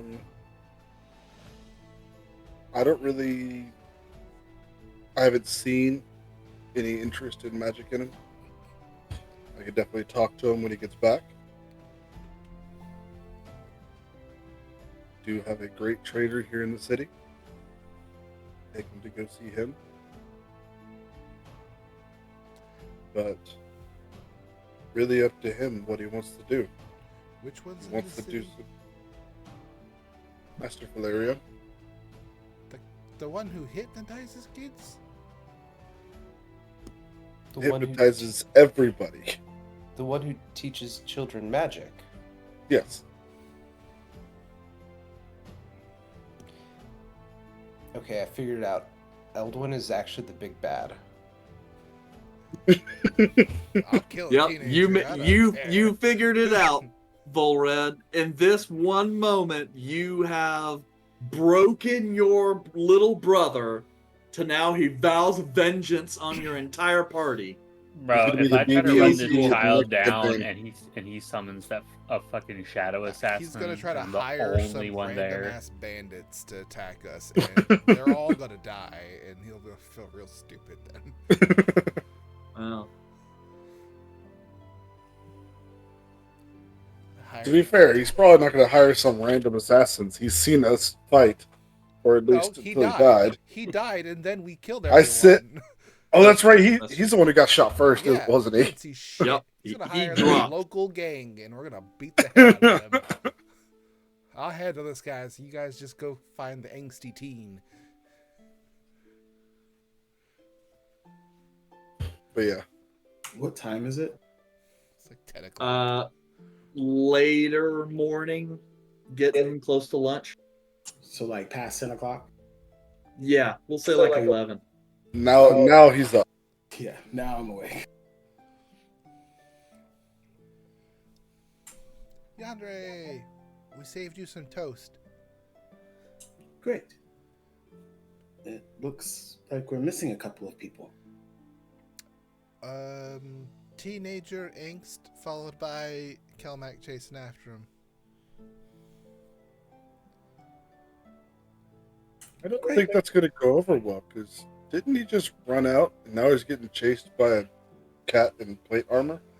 Well, at least he knows the cat in plate armor. Yeah, that's fair. You think Kelmac's It'll gonna build be able to character. find him if he wants to get away?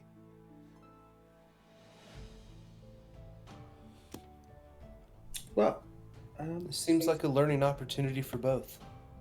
Kelmac does know like half of the people who hang out in bars and stuff, though, so he'll probably be able to find him in a couple hours. Andre will come down and eat his toast.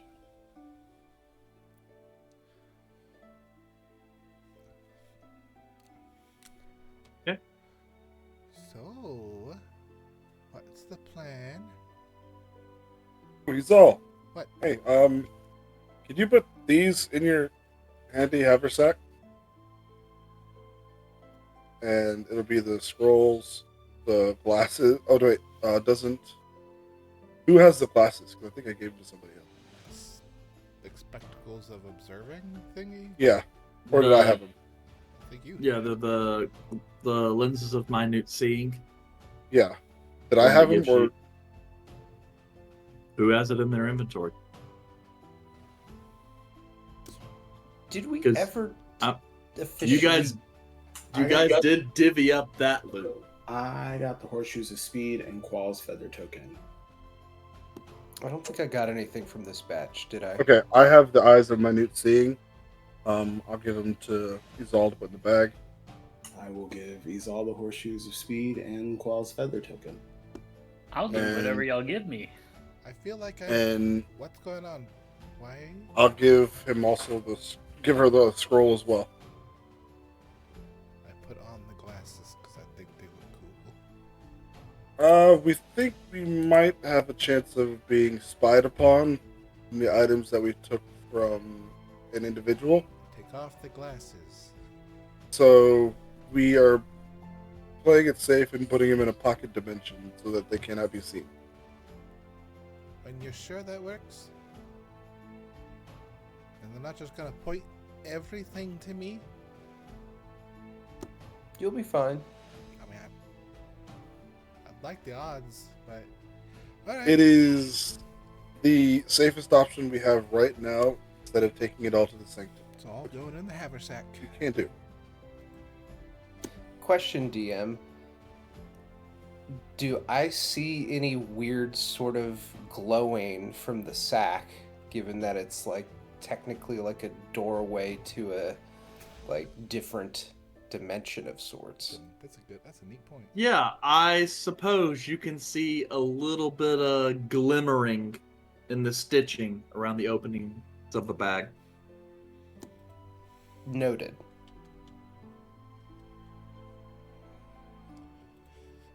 And it leads to the haversack. Oh, and I did hear back from Godwin. He says that he has some capabilities to prevent him from being spied on. So, he's okay. Awesome. Thank you for reaching out. Are these horseshoes of speed or horseshoes of the Zephyr? Speed. Okay. Those are two different things. Haversack.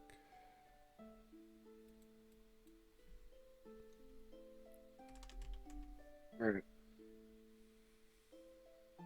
And we'll look at the rest of the group. What is next on our agenda? I think our slate's clean, right? We've got to visit that smithy in the other town, and we should probably clear out all the dragon stuff from the sanctum. Now that it's been a while, they probably don't suspect too much. Which token is this?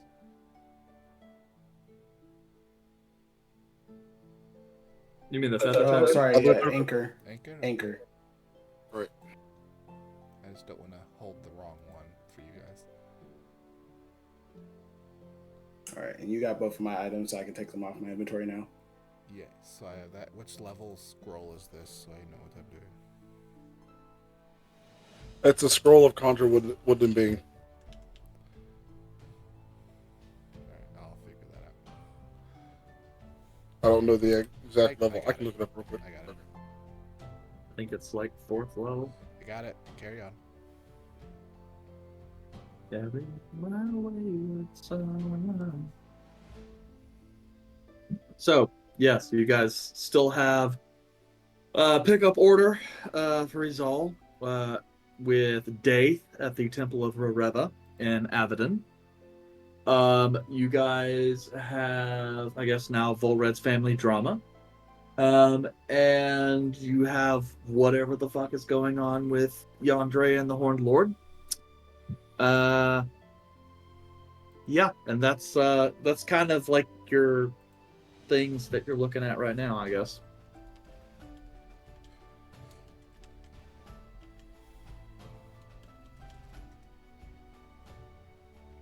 So let's go. Well, first,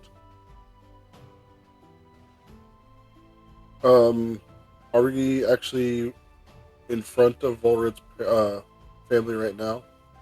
Yeah, right.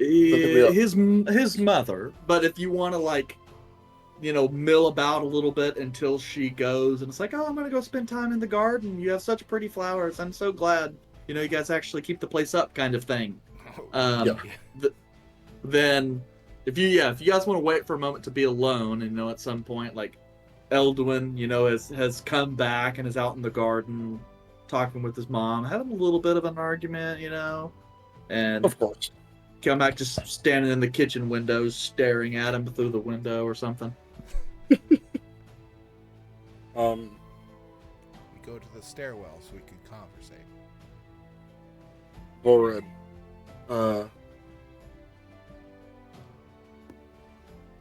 what do you want to do with your family while we are out and about? You want to leave them here? Or put them up somewhere else? Well, I think they could stay here for a short time. Clearly, I'm worried about our general safety, but I don't know even if anyone came from the Feywild that they would necessarily be harmed. They have no Or issue, but I also don't know how that would play out, and I don't want to necessarily encourage more, well, chaos, at least for a few days. So if it's okay with you, this is all. I mean, they can take my room. I don't really use it. There's not much in there, and I don't necessarily need it all the time. I mean, technically, think I mine have a- has the spare bed. I think I have a bigger room than Volred, though.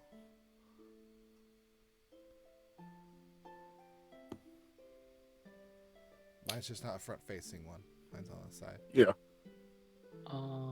I'll pull up the blueprints real quick. If I can remember who has what room. I think technically mine was like a guard's room. It was the servant's room. Ah, that's right. I mean, and we're not always here, so I can sleep on a couch or down on the loft. I don't really care. You can also bunk with anybody else. There's plenty of room. I would be willing to share a room with anyone that desires, and if not, and we reshuffle rooms, I can take the guard quarters if it's the smallest of variety. No, thus it's as very big. oh, We could put a Well, wall It's up just here. it's just not nice. It's just not nice. It doesn't have a fireplace.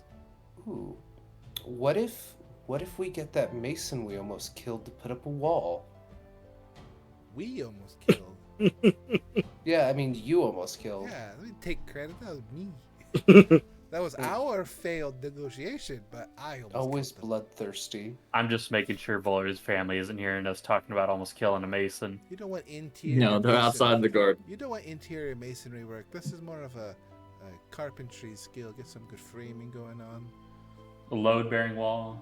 I mean, it's just decorative. It You don't doesn't need a need to be load-bearing load wall. bearing. What are you planning on doing? Like a third floor? Just like a crawl space attic? What are you talking about, Kelmac?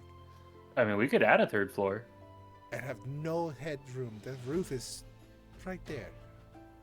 Maybe an I'm attic, the one but who we're needs the getting a- headroom. We're getting a little ahead of ourselves, especially if we don't plan to be here We got like for never here. some time. We're very rarely here. If they would like to stay, which I don't think long term my mother will want to stay, and if she does stay here in the city, I assume she would like to find her own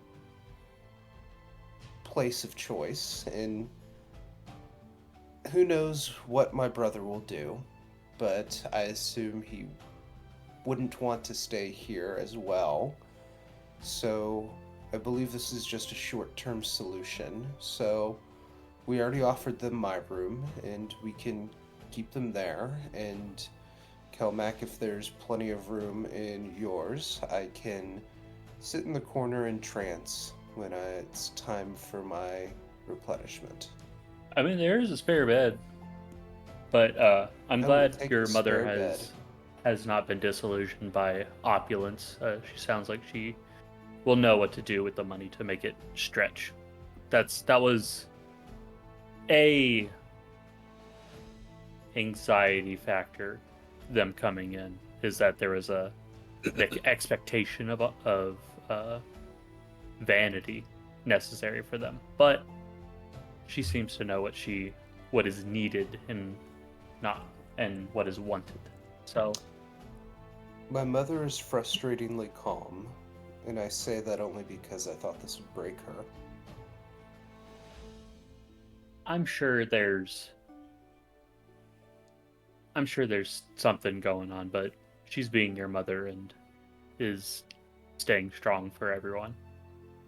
Yes, unfortunately, Salusa, Eldwin, or myself did not translate that behavior into our lives.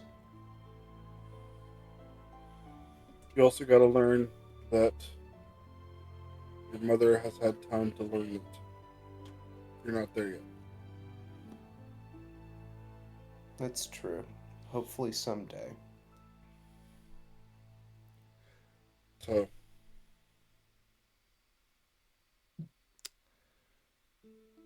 first up on the agenda, going to get that go get that item that you sequestered, Izal.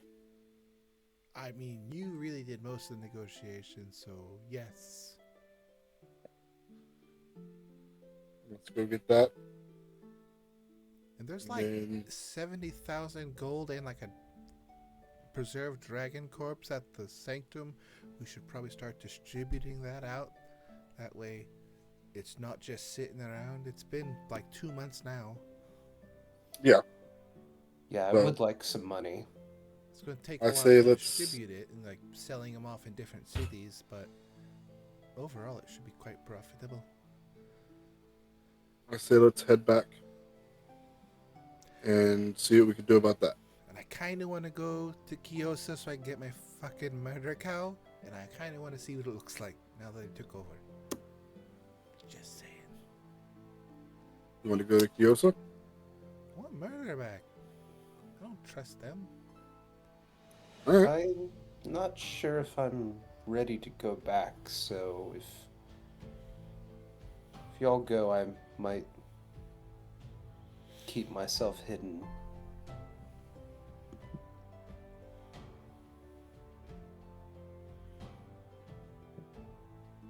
I don't. Yeah. I don't want to spend a lot of time there. I just want to. Could we use like that spell that you talk to, like when you talk to someone from a distance, to talk to them and say, "Hey, there's this giant oryx there. Could you send that back over to us? Cause it's not theirs. It'd be like a bunch of horses there too." They do have a Wayfarers Union there, That but the kumquat problem is, and it's going to be costly, and we might as well just have the Wayfarers Union send us there and then come back. I don't think the Wayfarers Union has a way all the way to Kyosa. I think they're separate. Since they are the Yeah, trade the cities. closest Wayfarers Union is in Azran, because Lenoran, Volred's father, does not like the idea of having a Wayfarers Union or an Adventurers Guild inside his domain. He sees them as just additional ways to foment rebellion. Showed him. Came from inside the Yeah, house. well, and Sucker. the crazy thing is, like, a third of his population are dwarves from other domains, so Don't a like nice chunk of his population aren't even citizens. So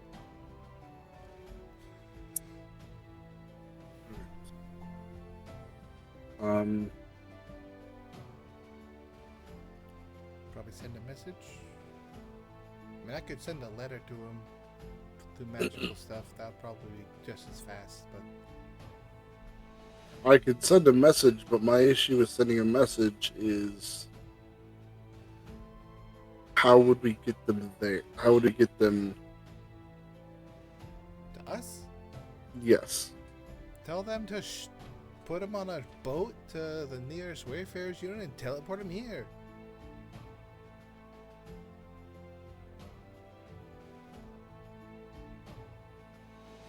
All right.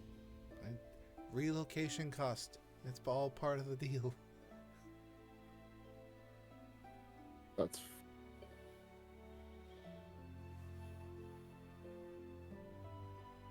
all right.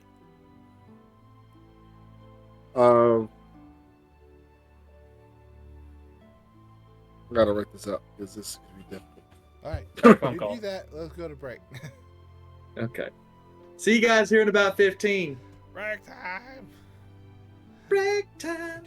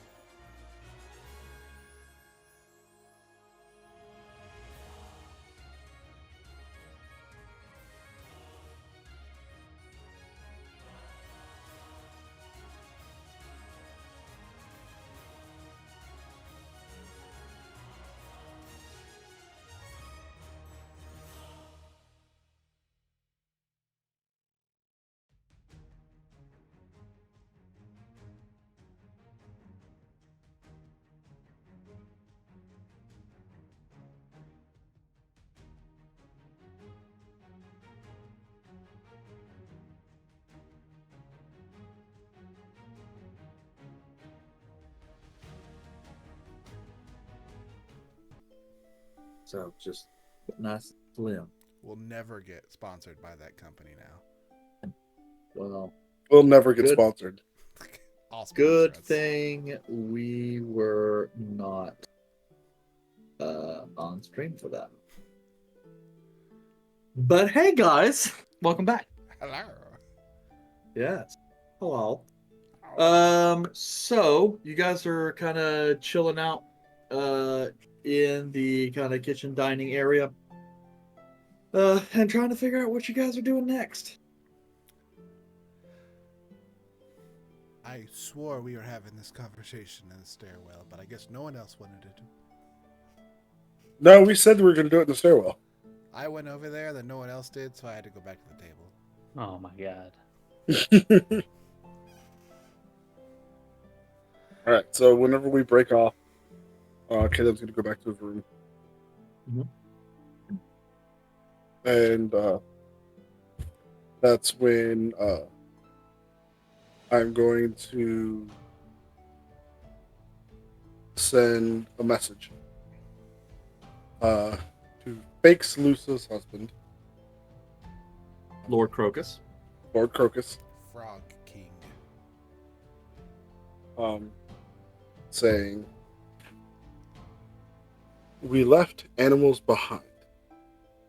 Can you send them to the nearest Wayfarers Union and then have them transported to Air Ariella to the Silver Knights?" There's a bit of a pause. And, who the fuck are you? Oh. Oh. Right. Well, we already sent the animals by boat. The daughter handled all of that. You're done.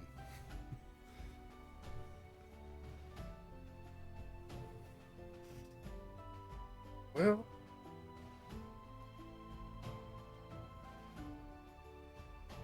then Caleb is going to go down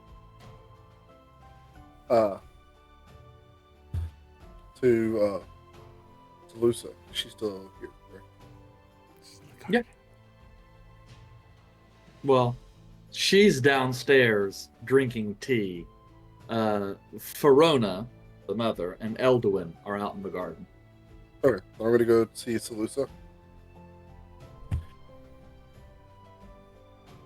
Mr. Kalen. I have a quick question. We left some animals behind when we left quickly. Do you have any idea what happened to our steeds that we left behind? From what I understand, they were put on a boat and heading here. Gotcha. You just don't know where they are. Where they are at the moment. Well, that trek is about 5 days by boat, so it should still be a couple days before they arrive here in town. Okay. Much appreciated. I know Izal will be happy to have her fancy steed back. They're coming?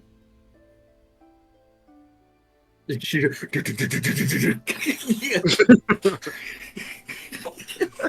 I fell down the Yes. stairs. That's a hole in the wall. It appears that they will be here in a few days. Oh, sweet.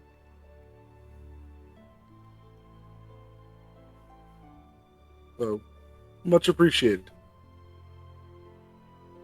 Well, it's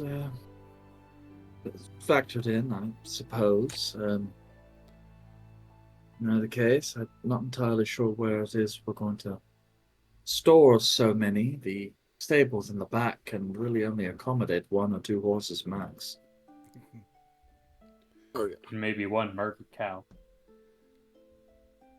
With everything going on, how are you doing? And she kind of is looking around. He kind of guessed just to make sure Volred's not within earshot. Well, I'd be lying if I said I hadn't been better. But, I suppose I should say I'm simply happy to finally have my family with me. And I think I'll be better once we can actually put some roots down somewhere. Obviously, I've kept some money, and I think my plan is to leave with my mother and brother when they depart. If you could choose, where would you want to go? Well, I haven't really been anywhere other than the capital. And that bizarre place you took us to, with all the mist and the trees. Yeah. Um, I don't really know. A noble's life is all I've ever really known. And in that way, the city appeals to me. But the city is much bigger than the one back home. So a city may well still be nice, but perhaps one smaller. I think that would be better for my mother too. I can understand that.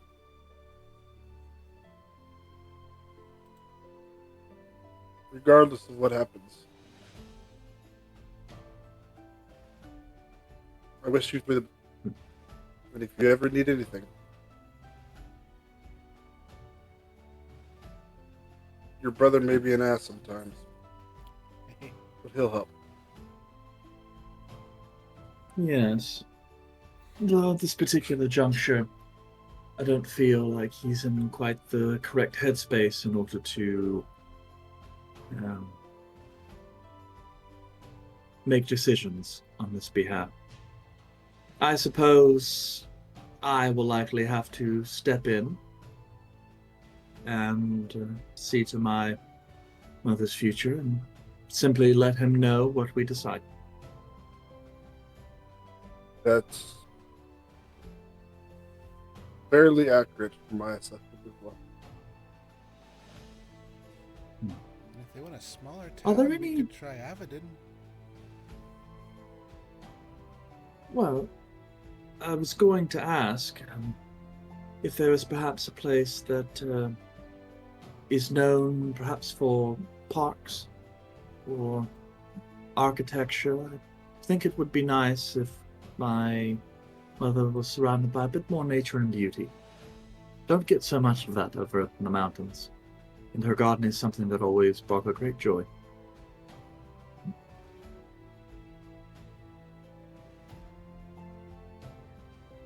What places would Caleb know that is similar to that? That also has a city. The size of the used to. So, Ockenfirth, which you and your group have been to before, because that's over the area where Volred died, is known for its naturally beautiful landscapes. You could really rest there. Yes. But I guess if you were looking for a place that's specifically known, it's a good question. Icegarth, maybe?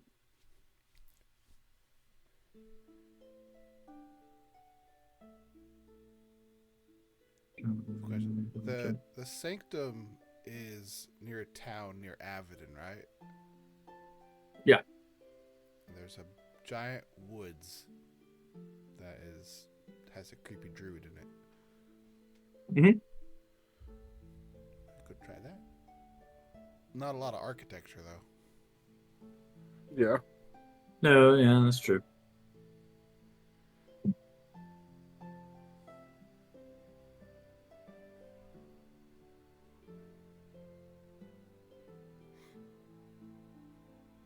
Silverwood.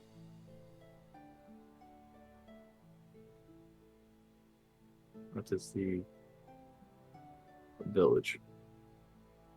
Silverwood. Yeah, that's the town, the little village. That's there. That's the one. That's the place, kind of west northwest of Avedon. Gotcha. Well, there's that place that Izal was talking about. And then there's also Aukenfirth, which, if you don't want to be visited by Volred or Darelove, that would be the place you would choose. And then there's Isgarth,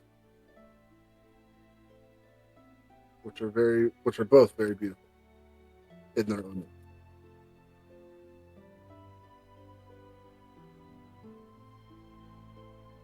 Yeah. But Although, yeah, I mean, Isgarth has really nice architecture, but the locals are kind of lacking for good manners. So, yeah, I guess if based on that kind of stuff, like, or Eladon, that place is definitely small. didn't and make him go through Eladon? yeah, they did.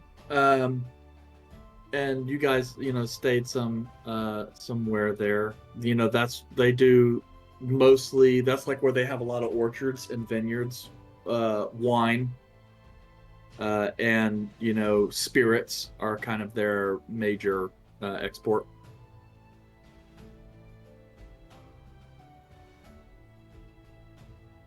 Yeah.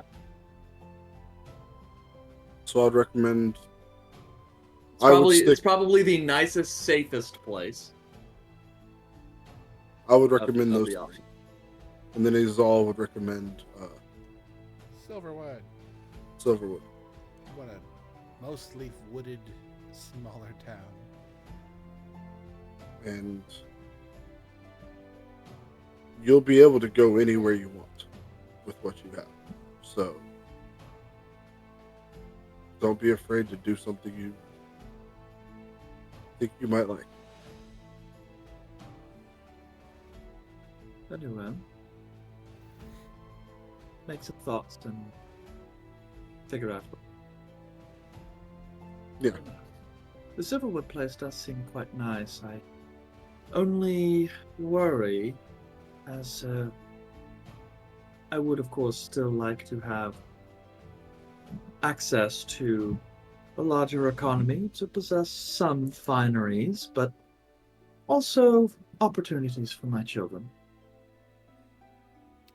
There are only so many lifestyles one can have in a village as small as this place you described. It's very homey. Real safe. It's got some of the best adventurers protecting it. When they're around. We step by for vacation. We haven't been back in 2 months. Only one was intentional. Here's the thing. I've had Master Valerion doing work at the Sanctum. I don't know what it is going to look like now. Change the passwords on shit. Bunch of hypnotized children running around. I couldn't clean it all. I had to bring in some help. It's like, fuck, dude. No, the thing I asked to do would require a lot more than what they could give. He's repairing the damage we did. I destroyed nothing. What's this we? I did destroy that one thing. Yeah. Anyways. And after that, Caleb would depart. Okay. And I'm good until we are ready to depart. Or if we're going to wait a couple days for Murder Cow. I don't know what we're doing. We can wait a couple days for Murder Cow. I mean, we can come back. Yeah, we can literally come back whenever we want. Like, we're We're saving spell slots now or something? Jesus, let's go. Let's go to the sanctum. It doesn't cost a spell slot to go there.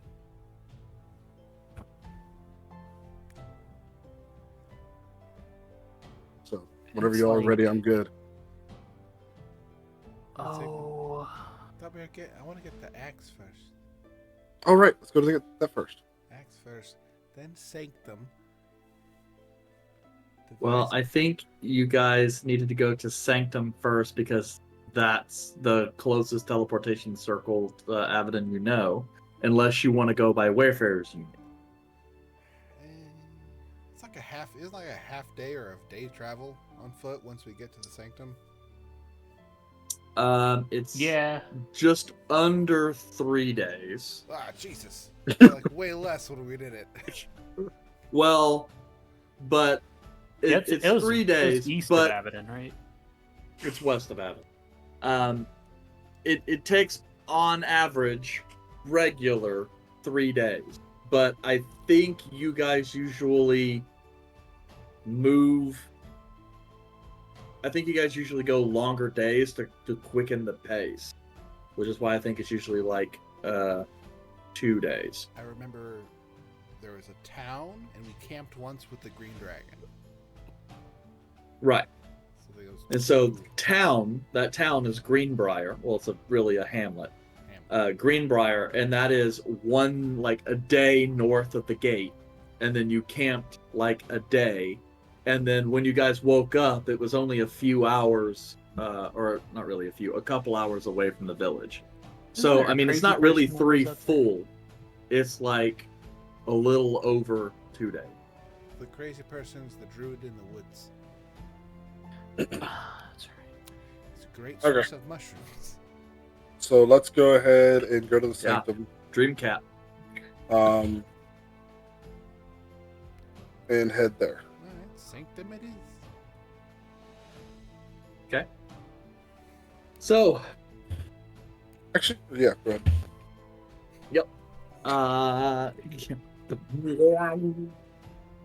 you can use the portal scroll. I am sending Um, text messages to my girlfriend like the entire time.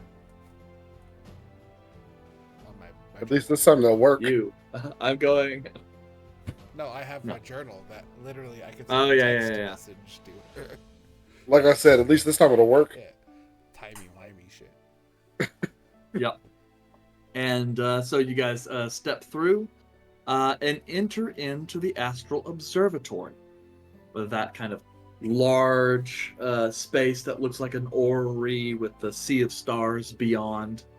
You guys kind of step through, and then the teleportation circle, which appears to just be floating in the black, kind of fizzles out, and you're standing in oblivion. But so far, the place appears to be in one piece. Is there anything new? You don't spot anything new. Alright. And let's head out. Anything you guys want to check before we go to Abaddon? No. While we're here, we have treasure and dragon. Did we want to devise a plan for this? It's been like 2 months since we did this. I don't know what we should really do about the dragon, but in terms of the money, we can split that up. Well, yeah, because you guys can see, like, at this point, other than there being, like, some residual staining on the marble floor, the dragon corpse is no longer present. Well, that's if you guys get all the way out to that area. I assume you guys are heading to the throne room from where Yes. you're at. Okay.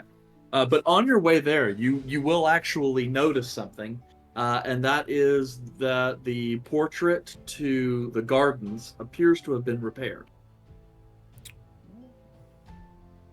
And then as you guys kind of reach the throne room, you'll get there. these small, childlike servitors of the throne room and the personal apartments are kind of moving around, cleaning and dusting things. As you guys kind of come in, one of them kind of turns around and goes, "Welcome back, Hey, where's Gander? Gander. The fuck is he? What are you supposed Which to be? one's Gander?" The one who fixed you. Minor illusion. Gander. These are the children, not Oh, the, never mind, never mind. the nimble rights. I Because told remember, you. for whatever reason, like in the throne room, you've got a bunch of like little pages. Yeah. Running around, children doing cleaning. Right. I'm gonna go see if Gander's okay. That he didn't turn full robot or something. We'll head to the library, which I believe is where he would be at. Okay. Pop in I'm there. gonna head there as well. Gander!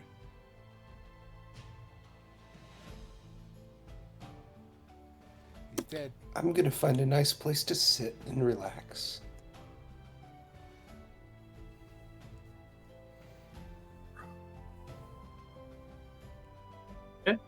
A nice place to sit and relax. Here's the question. What? Who's playing Gander?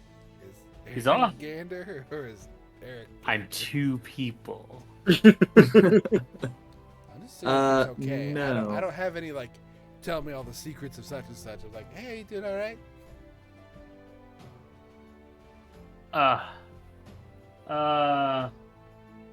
Gander looks like he does not sleep a lot. You could sleep, you know. I put that wrong. I could, but books. Then they'll be there when you wake up. Ta-da! Will they? Magic. I mean, you're here now. I'm not gonna break the. I will not attempt to break things while I am here. Right now. By the way, Hmm. Gander, even if she did break a book, it would just restore itself. Is that true? The books here are all a part of the area. What All if the y'all books did the here same thing in are the garden?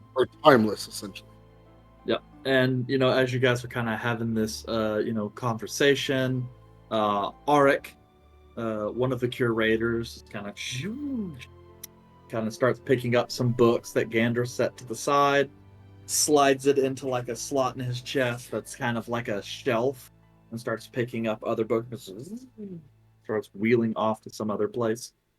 You There kind are- of hear some scratching, and you kind of look back. It looks like Scribe or Argent is really his name, but is in the process of doing the calligraphy and transcription of different texts. But yeah, the place just continues to go. The books may be timeless, but I am not. Fair. You can sleep. We went to the Feywild, Gander. Hmm? Yep, went to the You wanna- Feywild. You were Lost to a month. Feywild. Lost a month?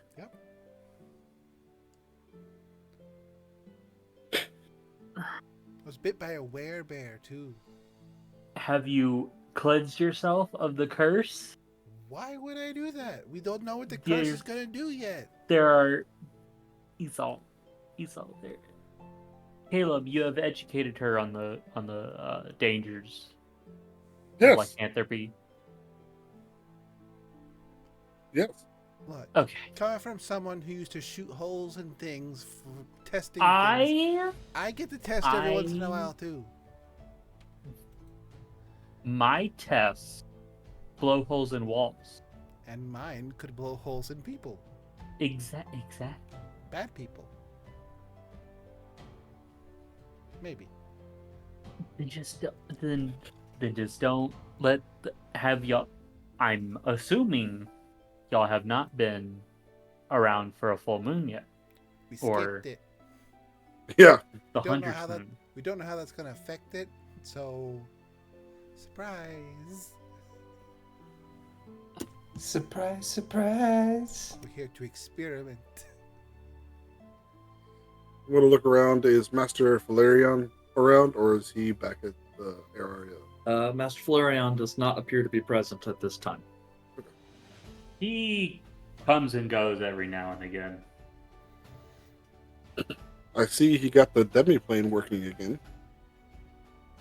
Yeah, he wouldn't let me observe while doing so. He said something about my turret looking at him a certain way, but it's like an automaton. It does not have a mind, so These I don't know what he's so worried about. Molded. Or maybe he's still Really? secretly harboring a grudge after last time Against we beat you. Gander? You he did get illusioned totally Gander. sloshed He at illusioned this Gander. party What do you and ta- start and yelling what do you talk- obscenities. And I can't quote, blame "Fuck the you can't establishment." blame me for what he did. We have a It's emote his for fault. this. Hold on 1 second.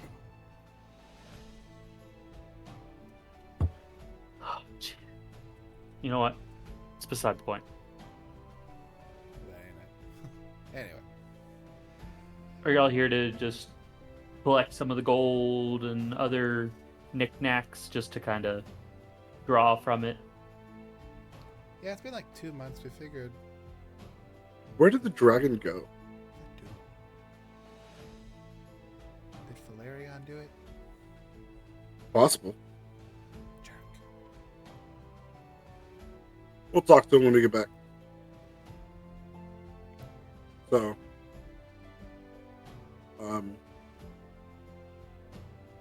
I'm good to go if you are. Looking at his all. Nah, I'm fine. 2.5 days travel or whatever. So let's head out. Anything y'all need, Yandere? Where'd Vor go?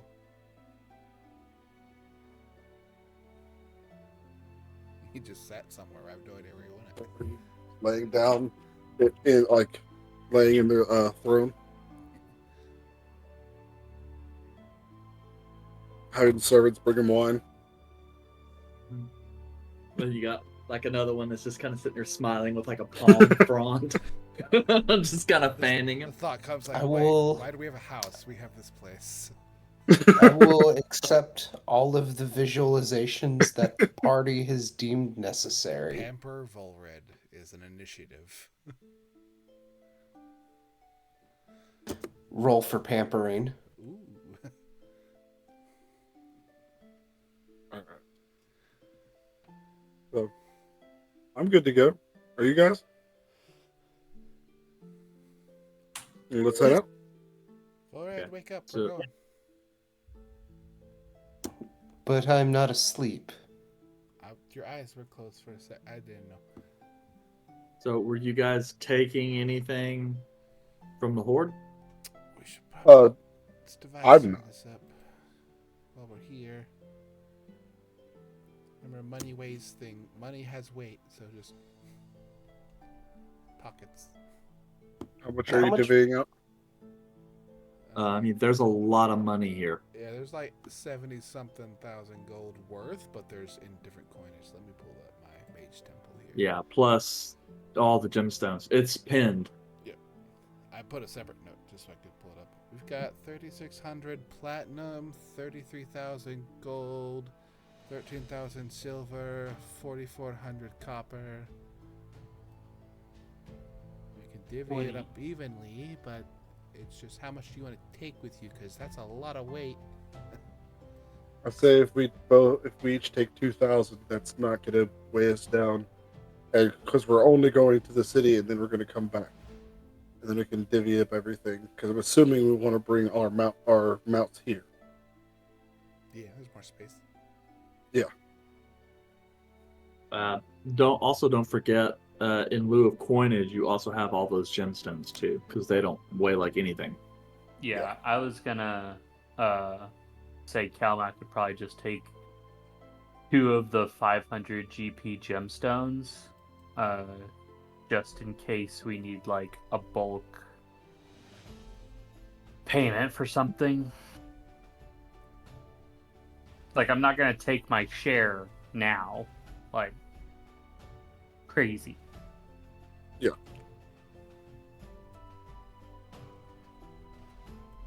You want to make an Excel sheet?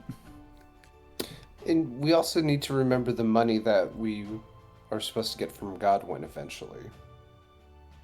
Yes, he just said Or that he goods would, in trade. Doesn't have to be money. Could be goods in trade. Yes. Yes. He said he would do some checking, and he said he would know in a couple days what he'll be able to get out of it, and what he can give. So probably whenever we get to our mounts, we can go to ARL to actually go meet up with him after we drop our mounts off here, of course. Yes, I Right don't quick. think. Kelmac, you said you were going to take 2 of the 500 GP gemstones. Yeah. Which ones were you going to take? I'll just take a topaz and a blue spinel. Okay. Go ahead and add those to your inventory. Is anyone else taking gold or gemstones? I was gonna figure out how much platinum. Yeah, I'll probably take some platinum right now, just so I can have some money on me. But I wanna I'll make take sure- 1,000. Gold or platinum? Platinum. So there's 3,600 platinum pieces divided by. Yeah, plus 5. 1,000 platinum. That's a lot of weight. Well, not Also, like 10,000 gold. not like a okay, not like 1,000 platinum, but like 1,000 worth of gold, but platinum. Ah, Okay, So so 100 100. I'll do that as well. I'll take 100 plat. okay. I still need to convert my platinum bars. Rich bastard. I still have some. Why am I always Yeah. so poor? Yandre, What or do I play? you taking any? Yeah, no, Yeah, I'll you take just wait 1,000. your turn. I'm Okay. taking 100 platinum as well. So everyone's taking. 100 platinum. Which And Everybody's then taking 1,000, essentially. Well, everyone's taking 100 platinum because I'm Oh, yeah. updating the actual thing, and then Gotcha. Kelmac also took 1,000 worth of gemstones. It's weird having like a. It's nice to have like this a reserve of money over here. Like, oh, cool. Just don't. Yeah. But you know, it's not in a bank, so you're not like I'll put that getting a shit return on that investment. Well, forget Yeah, it. but if we had that in a bank, we're not going to get a return on investment. We're going to get audited. Funny thing, Well, I was looking through my stuff and forgot that I gave a 250 gold loan to that bank. Yep. And I also apparently have 250. Oh, wait, no. I have 50 pounds of assorted gems. Yeah. My Wait. note says, 50 yeah. pounds of assorted That- gems, or 50? It says weight 50 pounds, but it's 500 gold piece worth of gems. I think that was when Volrid and I robbed or were doing side stuff. Yeah. Yeah. Just never- Well, I was curious because like 500 gold worth of gems should not be 50 pounds. Do you really think my equipment and backpack is accurate? I mean, you just call that I had like 20 pounds of rations or whatever. This isn't accurate at all. That In that is my, true. I wish I took better notes because it says assorted gems, and the note in there was I was John Shafty's muse in Uncut Gems. It's a good note. Uncut Gems. Solid note. Yeah. Very fitting. And Yeah. Yeah. And the craziest thing about that is that it's like 2/3 of the total weight of your backpack. The rations are the gems. The gems. Because you've got 74 pounds in your backpack, and 50 of that is assorted gem. You know Gander what? tries to lift the bag, just like, what the fuck? It's all jewels. It's the family jewels. Yeah, I should probably stash this bags. You know what? It's been fine on me. It's great. We're good. It's Red's robbed. an athlete, okay? It's Don't weight get me training. right. Okay, let's go. Take a jump. We got a couple stops to make. Yep. Cool. I'm going to edit this though. Wait. So that it's 1 pound instead of, 50 pounds. A pound of gem. Oh, would you look at that? You've only got 25 pounds in your backpack. You're now under your weight limit for the backpack. Oh, what was my weight limit? 30 pounds. Don't worry. Oh. I haven't been policing it too much, but next campaign. Now you want. I've Yes. written it down. I've written it down. I wish there was a way that you could force not let people do that though. Well, we'll see. Anyway, so you guys got some monies. Just a few coins, to get you through. Yeah, I mean, you just kind of took out more money than most commoners make in a, decade. Dragon Horde. Most commoners don't kill a dragon and have a horde. That's Not fair. a lot of money. That is true. Volred's rich and spoiled, so this is dropping the bucket. Oh, note though, when you guys do go into the horde, you will find a well-organized assortment of dragon bones, teeth, jars filled with dragon organs and eyes and such, and it looks as you will find a very large amount of tanned green dragon hide. Yeah. It appears as though one of your servants, either the little child servitors, attacked this thing and cut it all up into pieces, or Valerion or someone did something clean up the mess. Whoever did this was very skilled. I said earlier, Gander had the Nimblebots do it. The Nimblebots can't leave the library. Oh. But could you Yeah, Yeah, they're stuck with actually- their own sanctions. Yeah, The only one that all- can leave is the elementals. Yes, technically yes. But all of the denizens of each of the areas are, with the exception of the elemental attendants, are confined to their area. Fine. And the only reason the elemental attendants can leave is because their place actually connects to all other places. Well, most other places. Because they powered up. Yep. All right, let's take a 2-day jaunt, 2.5-day, 3-day trip back to Avidon. It was Avidon, right? Abaddon. All right. Okay. So, you guys depart through your special back entrance into the Silverwood, heading southwards down to the village. Some people kind of look at you a little confused and then seem to have a burst of recognition, and then a little bit of confusion as to why you're coming out of the forest when they hadn't seen you come through, but I guess they decide, not to worry too much about it. And then you guys proceed to spend the next, roughly 2 days heading back to Avidon, passing through the northern gate. You guys enter the market district.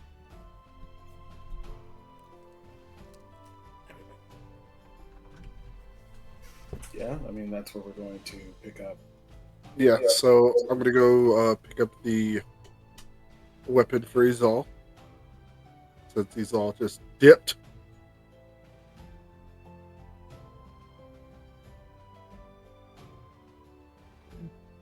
I'll just, Popped up. I'll do. I mean, y'all got business. I don't really have business. I'll do my little walk arounds. Okay. It's not a huge city. I'll run to whatever inn we choose.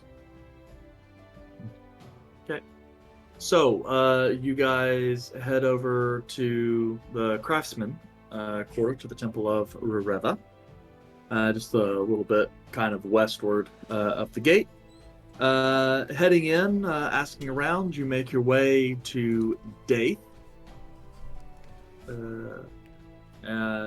You head towards the workshop and find Daith. Who is in the process of, it looks like, giving instruction to a young lad, maybe 13, 14, maybe 15, hard to say, kind of scrawny, looking for his age, though. In some of the basics of forging, looks like he's making an awful lot of, like, belt buckles and clasps. And so much so that there's, like, a small kind of wooden box over to the end where he's just kind of filling this box over repetition. Yeah.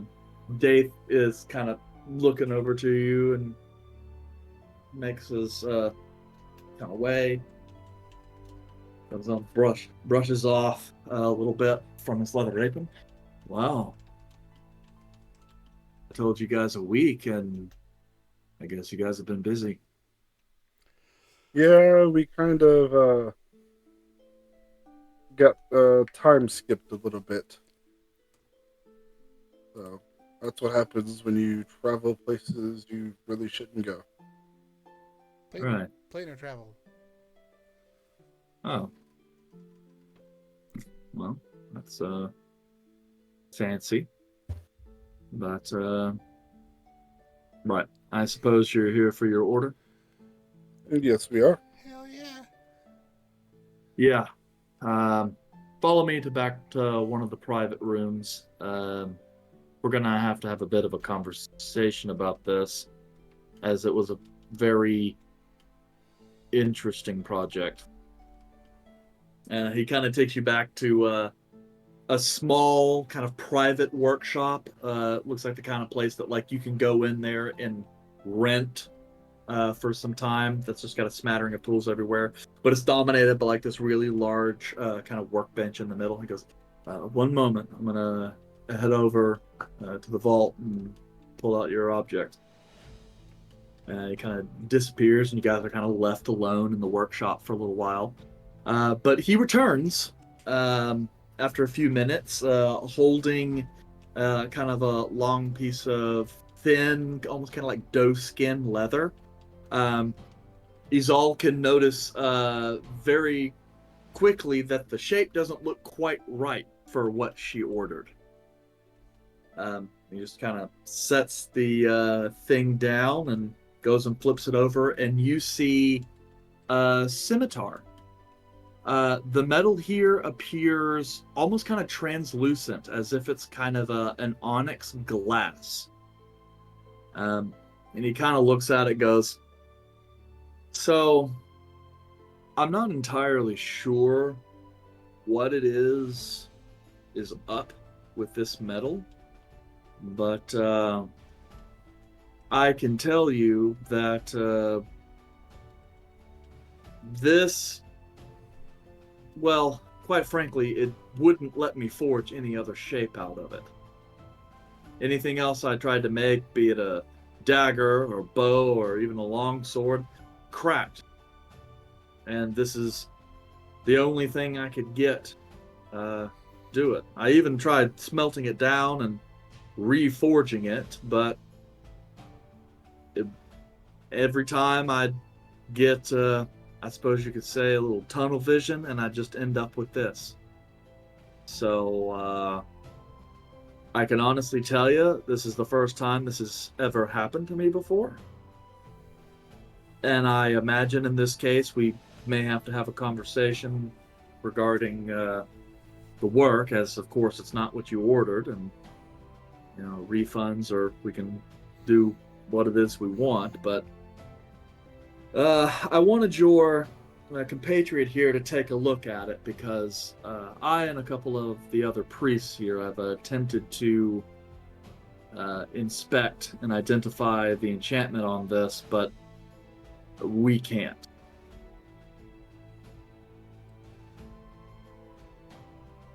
All right. The stubborn piece of material. And remind me, what material did we give him for this? It's the cursed Uh, weaponry. Shadow steel. Okay, that's what it was. This was forged from the blades that hail Right, that's what it the was. shade of Cavail. Okay. I remember that now. All right. It was a short sword and a long sword.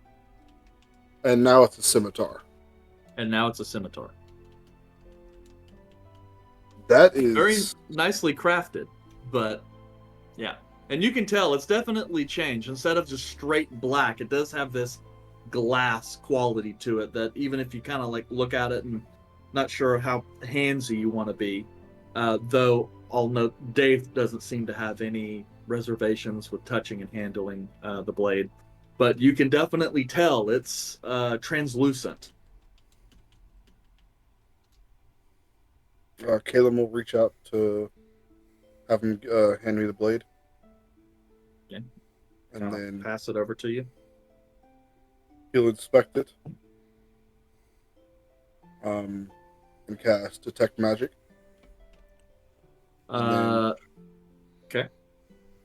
And then with that, he's also going to cast the spell Identify on it.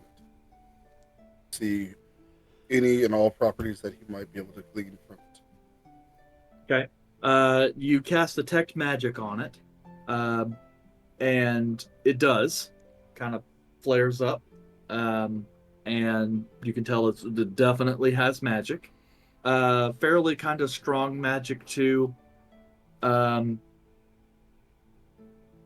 Its exact signature is a little odd, because it's not one of the standard 8 disciplines of magic. Okay. It's like pure kind of shadow energy. Okay. But your Identify spell fails. All right. Then I will try and just use my raw arcana to see if I can determine what it can do. Okay. Just kind of taking a look at it. I mean, even with Arcana, it's definitely magical. But without being able to get a sense of even what schools of magic this thing has access to, you can't really determine. You take a look at some of the kind of runes and stuff that seem to be inscribed on it, and they have this kind of it's almost as if the characters are not really elvish. I mean, it's definitely appears like some kind of shadow script, but they kind of flow and morph like smoke. You're at a loss.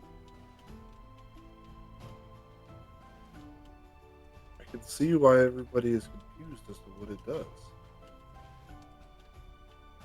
I have honestly no idea. Feels like it's changing. Almost. And I can tell you, I mean, I've heard of some weapons being difficult to identify, particularly if their power has somewhat unique natures, but I certainly wouldn't have ever thought I could craft such a thing. But I suppose in a way I'm not entirely sure if I did. I mean, it sounds weird coming from a craftsman, right? You know, but sometimes you know the muse hits you, and before you know it, you've crafted something, and you know the material speaks to you in a way. Best way I can describe it here. I have a question. In the end, yeah. So you had some priests and everything look at it. do you think it's cursed? Because I'm really sure the stuff before was super cursed. Well, as you know, we performed the purification rituals before I did the reforging. And we can't necessarily sense any cursing, but we've done rituals to remove cursing, and that hasn't seemed to actually have changed anything. And typical identification magics wouldn't alert us to the presence of a curse. Has anyone tried to use it? Well, yes, we've tried giving it an edge test, especially since it came out looking like glass. You know, we wanted to make sure that it was actually going to be useful. And, I mean, it works, but the odd thing is we can't seem to attune to it. It's a dexterous weapon. Dex is just an illusion. Or finesse weapon. Yeah, Dex is just twitch muscle. But it's still muscle. Can muscle your way through all kinds of problems.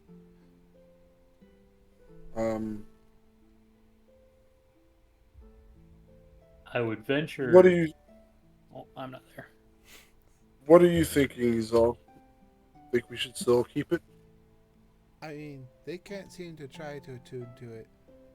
The worst thing that we could try is to try to attune to it, see what happens, really double down on the curse potential here. You could talk to one of your gods. I don't know how that works. I could talk to mine. They're pretty far off, though. So, I say first we try to attune to it. I feel like that's the more dangerous option, and I like the way you think. It's also going to give us the most answers as quickly as possible. And let's be honest, there's only so much favor I have with the gods. What about that If hot I one? continue, Yandere, even in the background, is like, that's not true.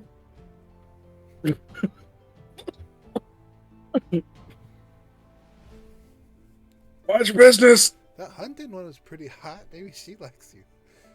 Which one? The hunting You're one. beady.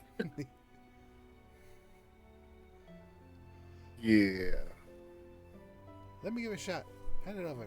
Let's try it. I'll hand it over to Izal. Does it It's feel- going to take an hour. Does it feel like anything? Yeah, I mean, it feels light, well balanced, and you kind of hold it. I mean, it's not really your style, you know, but go ahead and roll me a wisdom save. Ooh, yeah. I like where this is going. Oh, Kelmic's not with us. We get that wisdom, boys. Don't worry, I'm a professional. Ooh. That's a 5. Dupper. I'm sure it's 5. Izal, Mm-hmm. all of a sudden, your brain fills with hundreds of voices, all trying to talk to you at once. Not menacing sounding voices, but just as if it's kind of like you walked into a room where everyone knows who you are and they're all trying to say hey to you. But after a couple minutes, you start getting a migraine. You guys can watch as he's all like, is physically looking like she might stroke out a little bit. But the voices start trying to recede a little bit. And one voice in particular comes out. Wow. Ah, It's like a brain freeze. one of you has returned, I see. A what?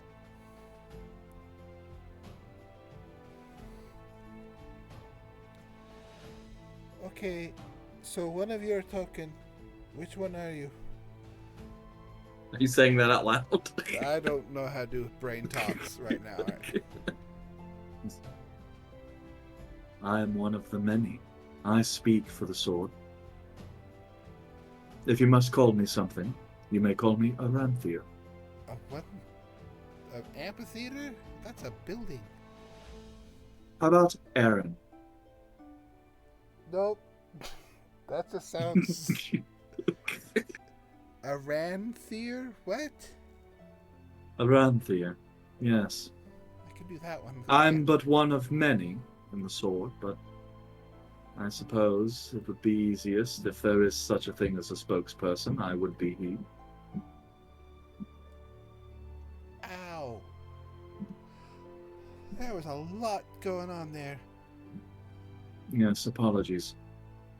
Many of my comrades here are quite excited that you and your group have returned. Could you? Alright, I'll ask this later because that's a spelling question. No, you're already talking to them. Ask them now. You're one side of a conversation. I see you talking to something, and I've gotten used to freaking Caleb talking to himself for a while. Yep. At this point, it's just like you might as well just ask instead of Par for the course. Okay. I hear more voices. I look at Yandere. Oh, it's Yandere. That's a familiar voice. That's good. So who? So a Ranthier. I'll work on spelling later. Yes.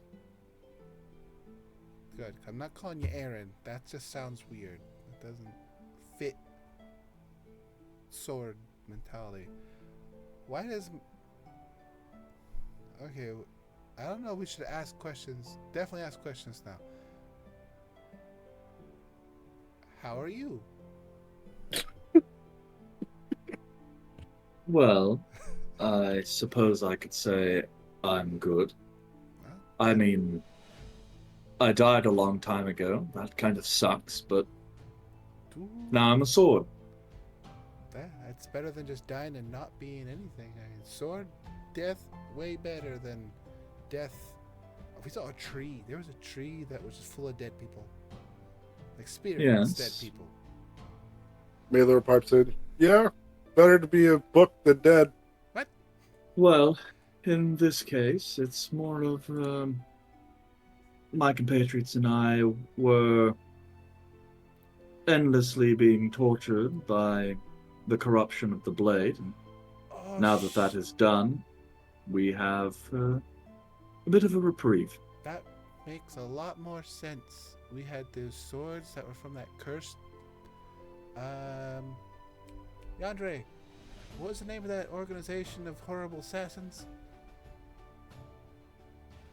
Caleb, you two, What was the name of what? the dudes we got the swords from. I don't. Yeah, I didn't take notes on that one. Sound effect. Let me pull out my book. That was I when look my at notes were like disappeared. I don't remember what they are anymore. Let me look at. I don't have those notes pull anymore. out my book to look at the notes because Volred's not here to know. What are you asking? I'm asking the group of assassin murder people who. The like, Shades of the Cavail? Shades of Cavail. Yes. Yes, the assassin priest, dedicated to the dark sword goddess tells of us murder that, and hatred. because I cannot think of the name. I would assume that Izal would remember that because that was like an important part of your group's I life. just had a conversation of a million people in my head. I don't know what I know. The assassin murder people. Those, the Shades of Cavail, that was it. Yep, totally.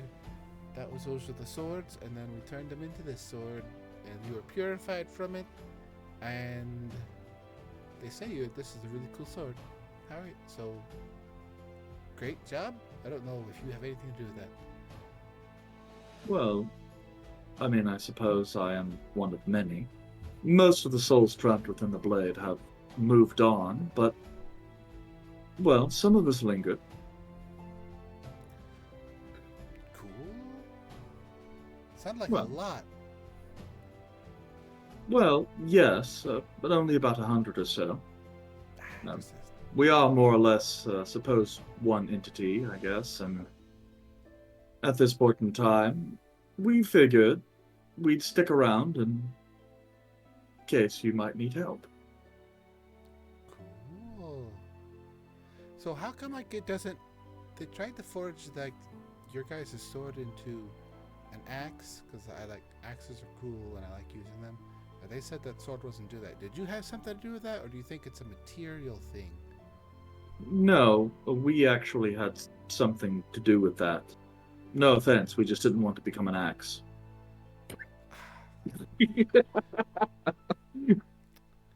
All right, not everyone has a style thing going on. Yes, it was a hot topic for a long time. Were there any of them that Numerous liked the quorums and axes? voting sessions. What was the voting percentage? Was it like a 3/4 kind of thing, or was that 50-50? Whoever had the highest percentage? Well, I would definitely say we had a plurality. There were certainly some who were not against being an axe, but most who were along those lines felt that they would have wanted to be something more dangerous looking, like a great axe. Not whatever weird thing you had this guy try and craft us into. That was a technical marvel that's been honed by a master craftsman. But I understand it's not for everyone. Clearly, it wasn't for thousands of people, apparently. And I apologize for their poor choice. But you want to be a scimitar thing? Be a scimitar. I'm not going to tell you how to live your afterlife. Ah, well, we appreciate It's that. a weird one-sided conversation for everyone else. Yeah. All we hear is it's all just complaining about people not wanting to be at. Yeah, and at this What's point, wrong with Faith is like axes? looking back and forth, going like, "What the hell is going on?" So, are you the one that's going to wield us, or is it someone else in your party? I mean, what is your goal? I mean, because you guys stayed behind. Well, yes, I suppose that's true.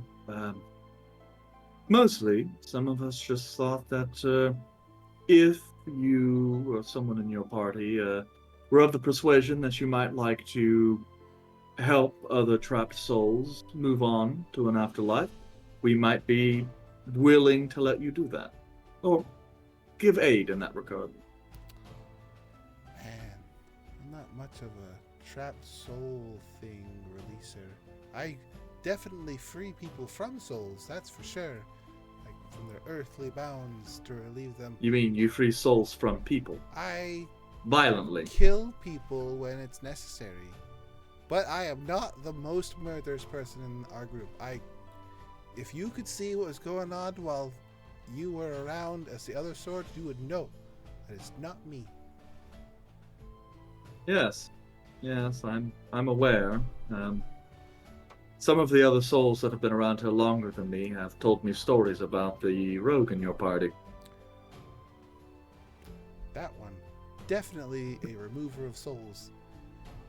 Yes, but well, he held his own, I guess, in the battle, so that's fine. It's just that figure of yours that tried to hold me previously. He just doesn't really scream martial combat. Caleb, oh yeah, he absolutely sucks in combat. If anything, he is a liability in that. Yes. Not to mention, we could already sense that he had a voice in his head already, and, well, quite frankly, three's a crowd. His name's Malor, and he's kind of a nice guy. Well, true. But on the other hand, it would also be a bit of a slap in the face if every time we wanted to say something, we had to do it through telepathy, and Malor gets to walk around. I mean, he's technically still an incorporeal creature, but still, it's kind of insulting. You know, rub salt in the wound a little bit. Alright, there's Yandre's got like ghosts and stuff he talks to all the time too. Yeah, he's an odd one. Obviously, he hasn't helped me yet, but I can sense spirits from here, and I suppose he's a fine enough wielder as it is. I guess supposedly, if I really must be held by the wizard, that's fine too. But I just don't really think that we'll get an opportunity to really be used in that case. You know what I mean? and you're not really like long for physical support either. He can't lean on it. It's very short. So yeah, he's got the thin wrists. He's got those casting wrists. You don't want any part of that.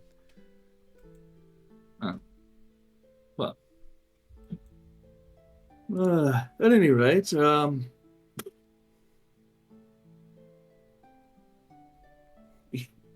Discord is going on now. Oh no. Oh, uh, well, inappropriate. should we attempt an attunement, or did you have some other questions? I mean, I seem like I get it. I'm a, we're a talking sword, so obviously you probably have some questions.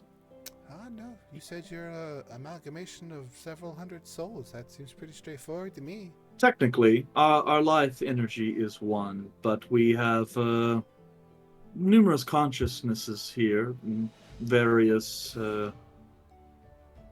strengths. I suppose I'm the most intact consciousness, which is why I'm kind of de facto person. The union leader, I suppose you could say.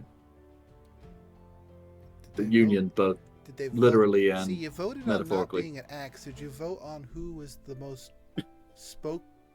best well spoken, or you were just like the loudest one could come forward?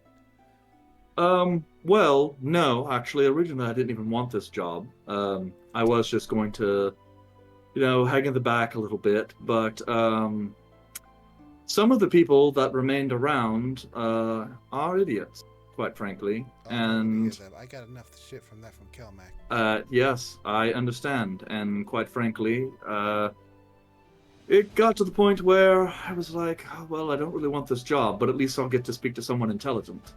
Oh. So I guess that's a perk.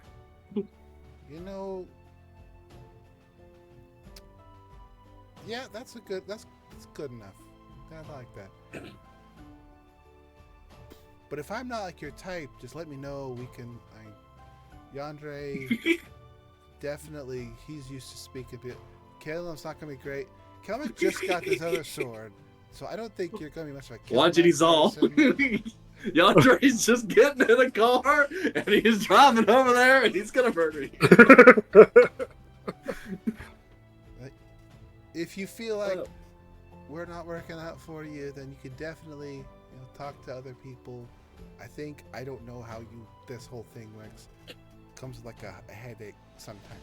But we could try it. We can do a trial run. I mean, ultimately, we just want to be useful. So if, whatever works best, I guess, for your group. I suppose most of my actual abilities, the ones that we've cultivated, are melee combatants. So anyone that could really stand to use me, close, personal, would be useful. But well, I would gladly like your help then. Right. Well, do this with a talking sword, though. But yeah, I mean, don't feel bad. I haven't really attuned to anyone before either. Really, kind of my first time as well. So. Right. It's like, Caleb said like an hour or something. I don't know if that's too long. Is that too little? I don't. Do you have the stamina for that? I got a lot of stamina. I can go for. You can ask my girlfriend will tell you that I am one thing, if not staminous. Is that the plural for stamina? Again, this is a one-sided conversation that the party's here. Yeah. Huh. Well, okay. Well, interesting, I guess. So, hold on. what are you doing? 1 second. I'm talking to the sword. There's like a bunch of people here, but only one is talking. And he's got, he didn't get elected. We figured that part out. Okay. So, what is the deal with the sword? He seems pretty cool.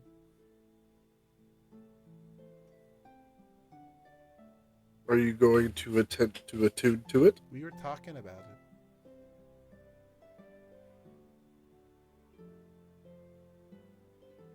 Are you going to use the sword? Or are you just going to try and find out what the sword can do?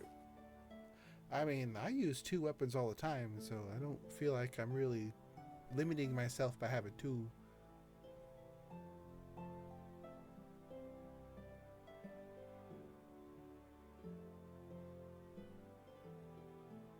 I can understand that. But given the nature of this weapon, would you be able to use it effectively? What do you mean, Caleb? Well, a lot of the weapons that you use have some heft to it. And you tend to get angry whenever you are fighting. Mm-hmm. Would this weapon benefit from that? Caleb, I know you're smart. You're probably the smartest person I've met in at least 30 years. I know weapons more than you.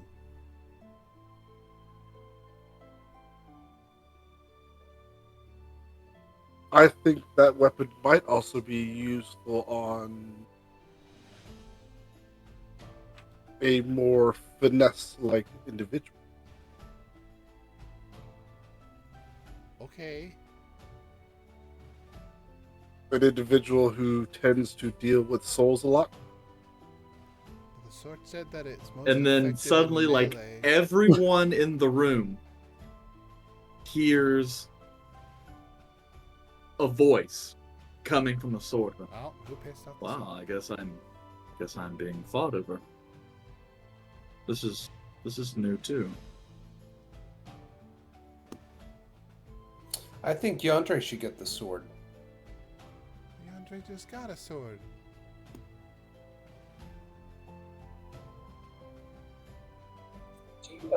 Do you not hear yourself? I hear myself plenty, yeah. You. Okay. Well, I vote Well, Yandere gets it. I suppose to make things a little bit more easy, I should let you know that while we're talking now, whoever wields me needs to ensure they have a strong force of personality. You know, to make sure that their heads don't get overrun by all the voices. Well, certainly not Ah. Kelmac then. Voices? Multiple? But yes, I mean, I'm the spokesperson for the spirits of the blade. Just Oh. one of many. So, a person who could handle multiple voices. Well, question: when you say strong force of will, does that mean if you fail that, you can't attune to the weapon at all? Well, yes, for a time. Gotcha.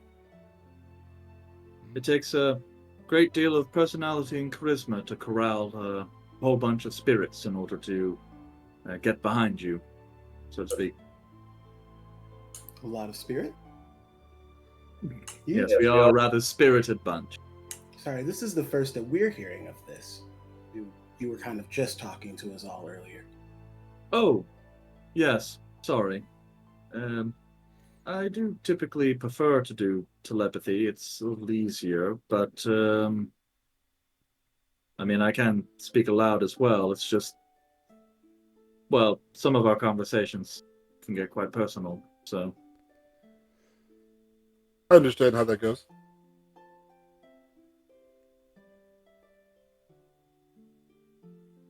Chandra is just going to look at Izal because Izal is apparently holding onto the sword.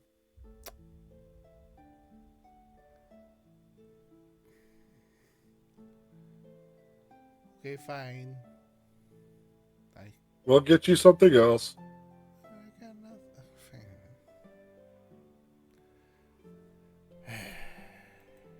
nothing. Slowly walk over to Yandere. His name is Ranthier. And he's very nice. And I will flourish the sword handle out to you. Like,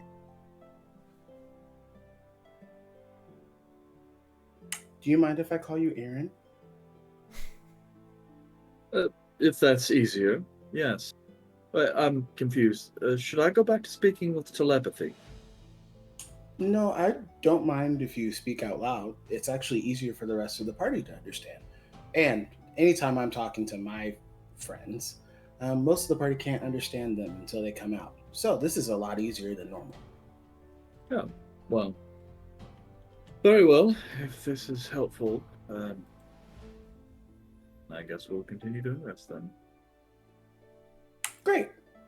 So Aaron, and I'm gonna like turn briefly and just be like, A little bit of a personal, private moment. not necessarily like a private moment, but I'm just like, you took this shape, and you said there's a lot of you in here. How many exactly? Well, we haven't exactly taken a census, but probably a little over 100, I'd say. you said there was a vote. You didn't count Yes. the vote? Well, we counted the people who voted.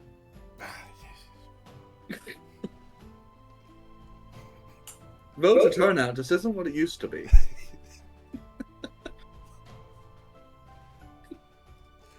Well, great. And will I get to hear from all of them or just you? Well, I am the spokesperson, as I let Mrs. All know. The rest of the spirits aren't quite as intact as I am. I suppose you could single one out if you want, but it's kind of a bit of a chaos of voices. I'm used to that. But for now, thank you, Aaron. My pleasure. So, shall we discuss our abilities? Sure. Do you need to sit down? Like, do you want me to sit down for this conversation? Do we need to like go somewhere? Yeah, sure, we can do that. Yandere like walks out. Yeah, find a place to go, talk to this blade, and attune to it. But go ahead and make me a charisma saving throw. The only one that would probably pass that would be Aaron. Right. Would be Kelbeck or me. It's a 12. Yeah, that actually passes. It's contested, and I rolled shit. So Aranthier kind of talks around. You guys kind of swap. You know, you kind of let him know your fighting style and philosophy. You know, and they kind of let you know what their fighting style and philosophy is. But basically, Aranthier is already in D&D Beyond. The highlights are it's Unbane against undead and incorporeal creatures. And that is to say, incorporeal being any creature that can step into the ethereal plane, or is incorporeal. So that could be ghosts, could also be like phase spiders. And standard was Bane, so like 3d6 extra points to slashing damage there. It has a ghost touch ability that allows it to attack targets in the border regions of the ethereal plane. So if you have like a ghost or something that enters the border ethereal, you can still observe and attack that target, even though it's not on the material plane. Okay. One of the key parts about here is that Aranthier has 3 charges. And then when you expend a charge, you can basically bypass physical objects and magical barriers, basically treating anyone's armor class as just 10 plus their dex. And magic and other things like that obviously won't factor into it. So, yeah, and you recharge one of those charges at each dawn. So, but, yeah.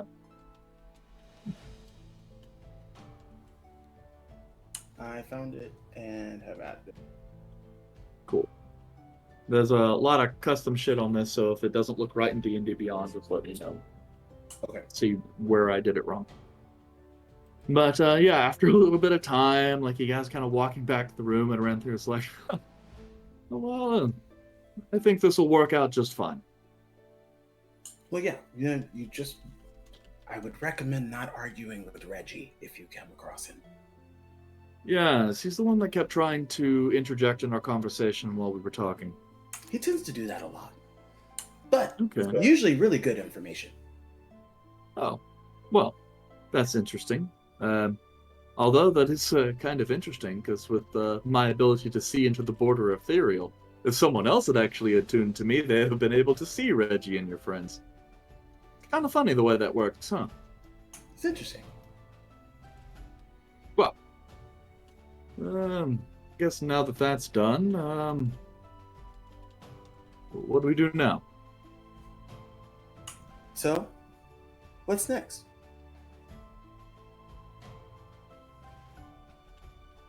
Dave is just kind of sitting over in the corner of the workshop. So I guess you're keeping the sword? Yes, and whenever Yandre walked away with it, I would actually ask, what other weapons do you have in stock at the moment that would be interesting for one to use? And Well, I'm we going to don't point to his law. really keep weapons in stock exactly like that. We're not a military temple where you just craft things. So Gotcha. any weapons or armor that we keep on stock would just be the personal projects of our members or those who use the workshop, or ones that were commissioned by other individuals. So Gotcha. can't really speak for anything there. On the other hand, if you have a commission, we can talk about that.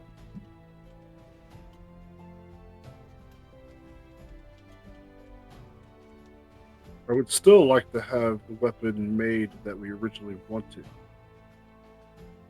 but we don't really have any spare material for that at the current moment. What kind of, and this is out of character, what kind of material would be needed to make something like the full Dante then? Well, you can make it really out of anything, so long as the material isn't sentient and wants a particular form. Damn.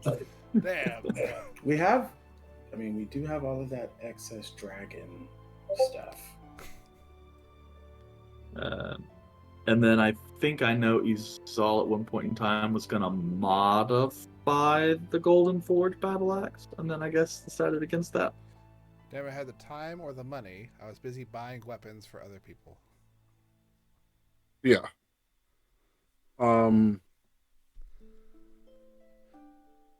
So, what could you? I don't think you could really use a dragon to craft a melee weapon like the full Dante, since it needs to shift forms. Depends on the dragon. Well, the full Dante didn't shift forms. It was a weapon that was designed to physically change through mechanical means, not magic. Okay, It's in that case, power away from other weapons that were attached to it, though. That was unknown. Not many people know how that even worked. gotcha.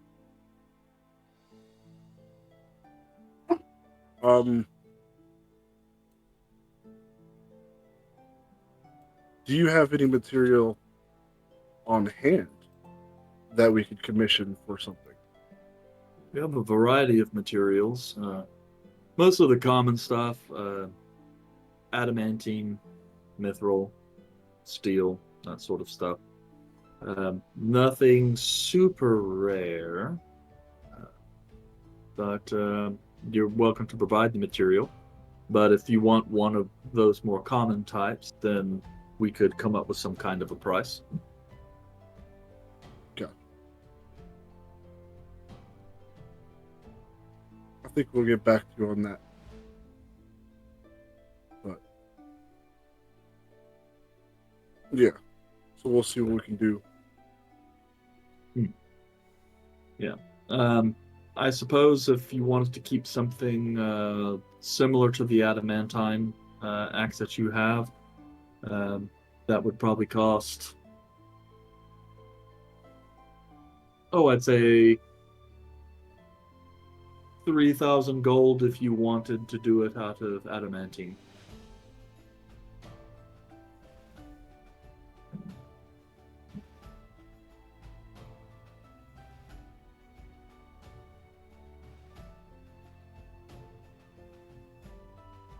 Would it have an enchantment or just bypass damage? That would just be if we crafted it out of adamantine.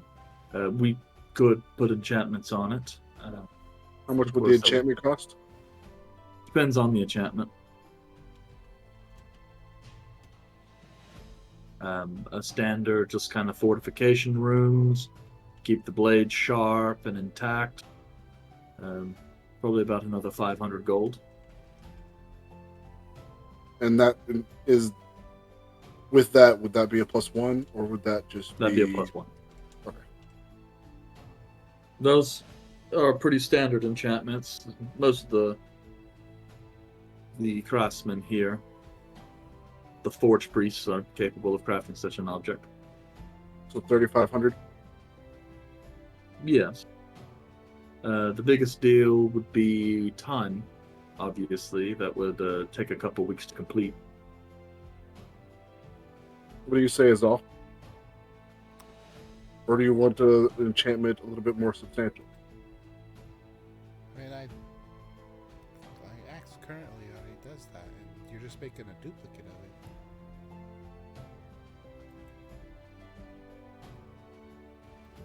It's great. Well, let's put it this way. Is there a particular kind of enchantment you're looking for? I could at least keep my eye out and see if I can come up with something, a proposal.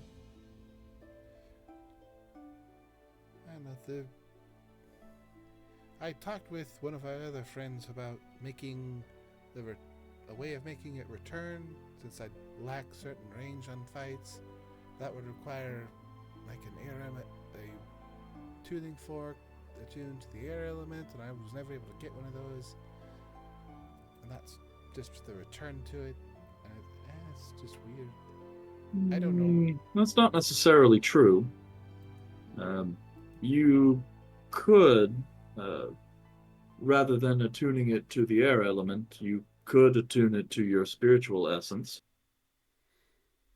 That would be easier. But I suppose the person you talked to is probably a mage. Yeah. Yeah, see, the problem with mages is they lack craftsman's skill. So pretty much they have to get all of their stuff done using magic and materials. But when you're a craftsman, like me or some of the temples here, not to mention we have a pretty impressive array of existing recipes that we know work and have been optimized over time. So tends to cut down on the cost a little bit. I will try not to take offense to that because I know it's true. Clearly, he says it was true. I'm gonna take the crafter's idea over. Godwin's great, but he even told me before he's not an item crafter. He just happens to have things. Godwin's a sage. You know, So the weapon, he knows a lot. He knows Okay. a lot about things, but he's not a crafter. So the weapon would be 3,000. How much for the returning enchantment? Oh, returning enchantment? I couldn't say off the top of my head, as I'd have to see what different recipes and schematics that we have for that sort of thing. Also depends on how far away you would want the weapon to return to you from. Unfortunately, the cost tends to go up a bit exponentially compared to the range. I mean, what if it has like that max range and then it automatically comes back after? Like if it falls off a cliff, I want to say, oh, it's past its range, it'll never come back now. Like, what if it just goes to a point and then comes back? No matter, like, there's a set range of like once it stops, it returns, and then once it goes to a certain point, it returns. So you don't throw it somewhere you're not supposed to.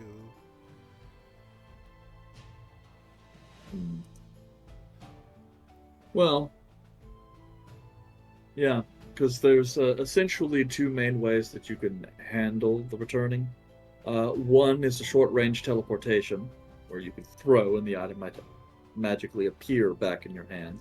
One is to actually have the item literally return itself.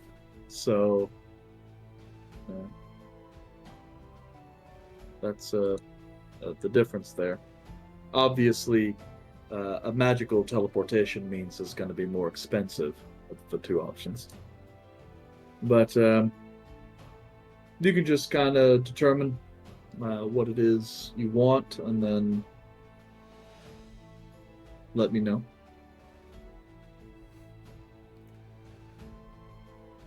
Well, we could talk about it, I guess. We got time, Kalen, but I don't want to take the time right now. Yeah. I mean, are you planning on having the weapon be thrown in any additional distance, or just its normal throwing distance? I hold out my axe, like, I don't think there's a normal distance for this thing.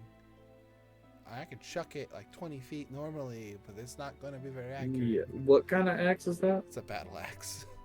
Oh yeah, it doesn't normally have throwing. It's not normally meant to be. Yeah, chucked. you'd need a hand axe. Those aren't fun. Oh no, yeah, I get it.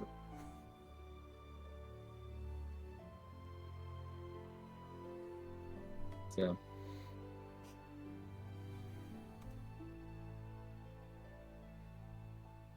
But for now, I think we're good. I think we'll just talk about this later on.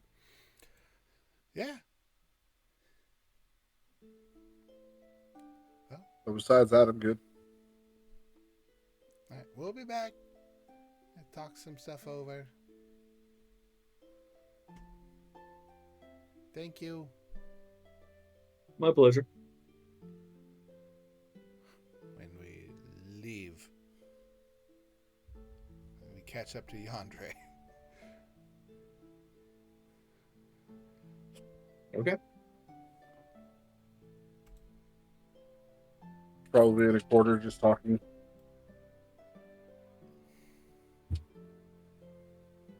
Oh yeah, I'm just having conversations with Aaron or Anthea.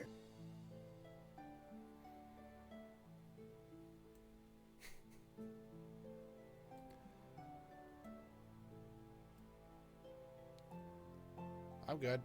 So I think we're done for tonight. Oh, yeah, I guess it is about that time. Yeah. So, yeah, I guess we might as well up here. You guys gather and depart the Temple of Areva and walk out into the Craftsman's district of Avedon, and we'll go ahead and call it there for tonight. So I guess we will see you guys next week, Tuesday, 8 p.m. Central, or 7 p.m. Central, definitely. Yep. That's adjacent. That's actually a good point. Do we have an adjacent with Jace this Thursday? Normally we would, but this Thursday I have a company thing I have to do where I volunteer to give children for Toys for Tots. I'm giving toys out for that. So I will not be available this Thursday for my own show. I know. You gotta balance the party karma. Gotta be charitable. Okay, but yeah, next week, 7 p.m. Central, we have we'll be back here. Black Tower Stories: Adventures in Athoria, Chapter 103. And then I guess we'll see what you guys do in Avedon now that at least one thing has been crossed off your list of things to do. Is it Yeah. back to the Feywild? Or No. maybe some more Kalem rituals? Could do Always. Or if you want to have a plot hook, that's a way to do it right there. You can ascertain Volrich's brother. It's a weird way of looking at it, but I like it. Yeah, that's one way to do it. Yeah, that's true. See you next Tuesday, everyone. Good night. 7 o'clock. Go to sleep. Awkward Hashtag tradition. awkward. You all have a great evening. Natural 1 Bye. on your charisma check. Yeah, I rolled Hour. 5.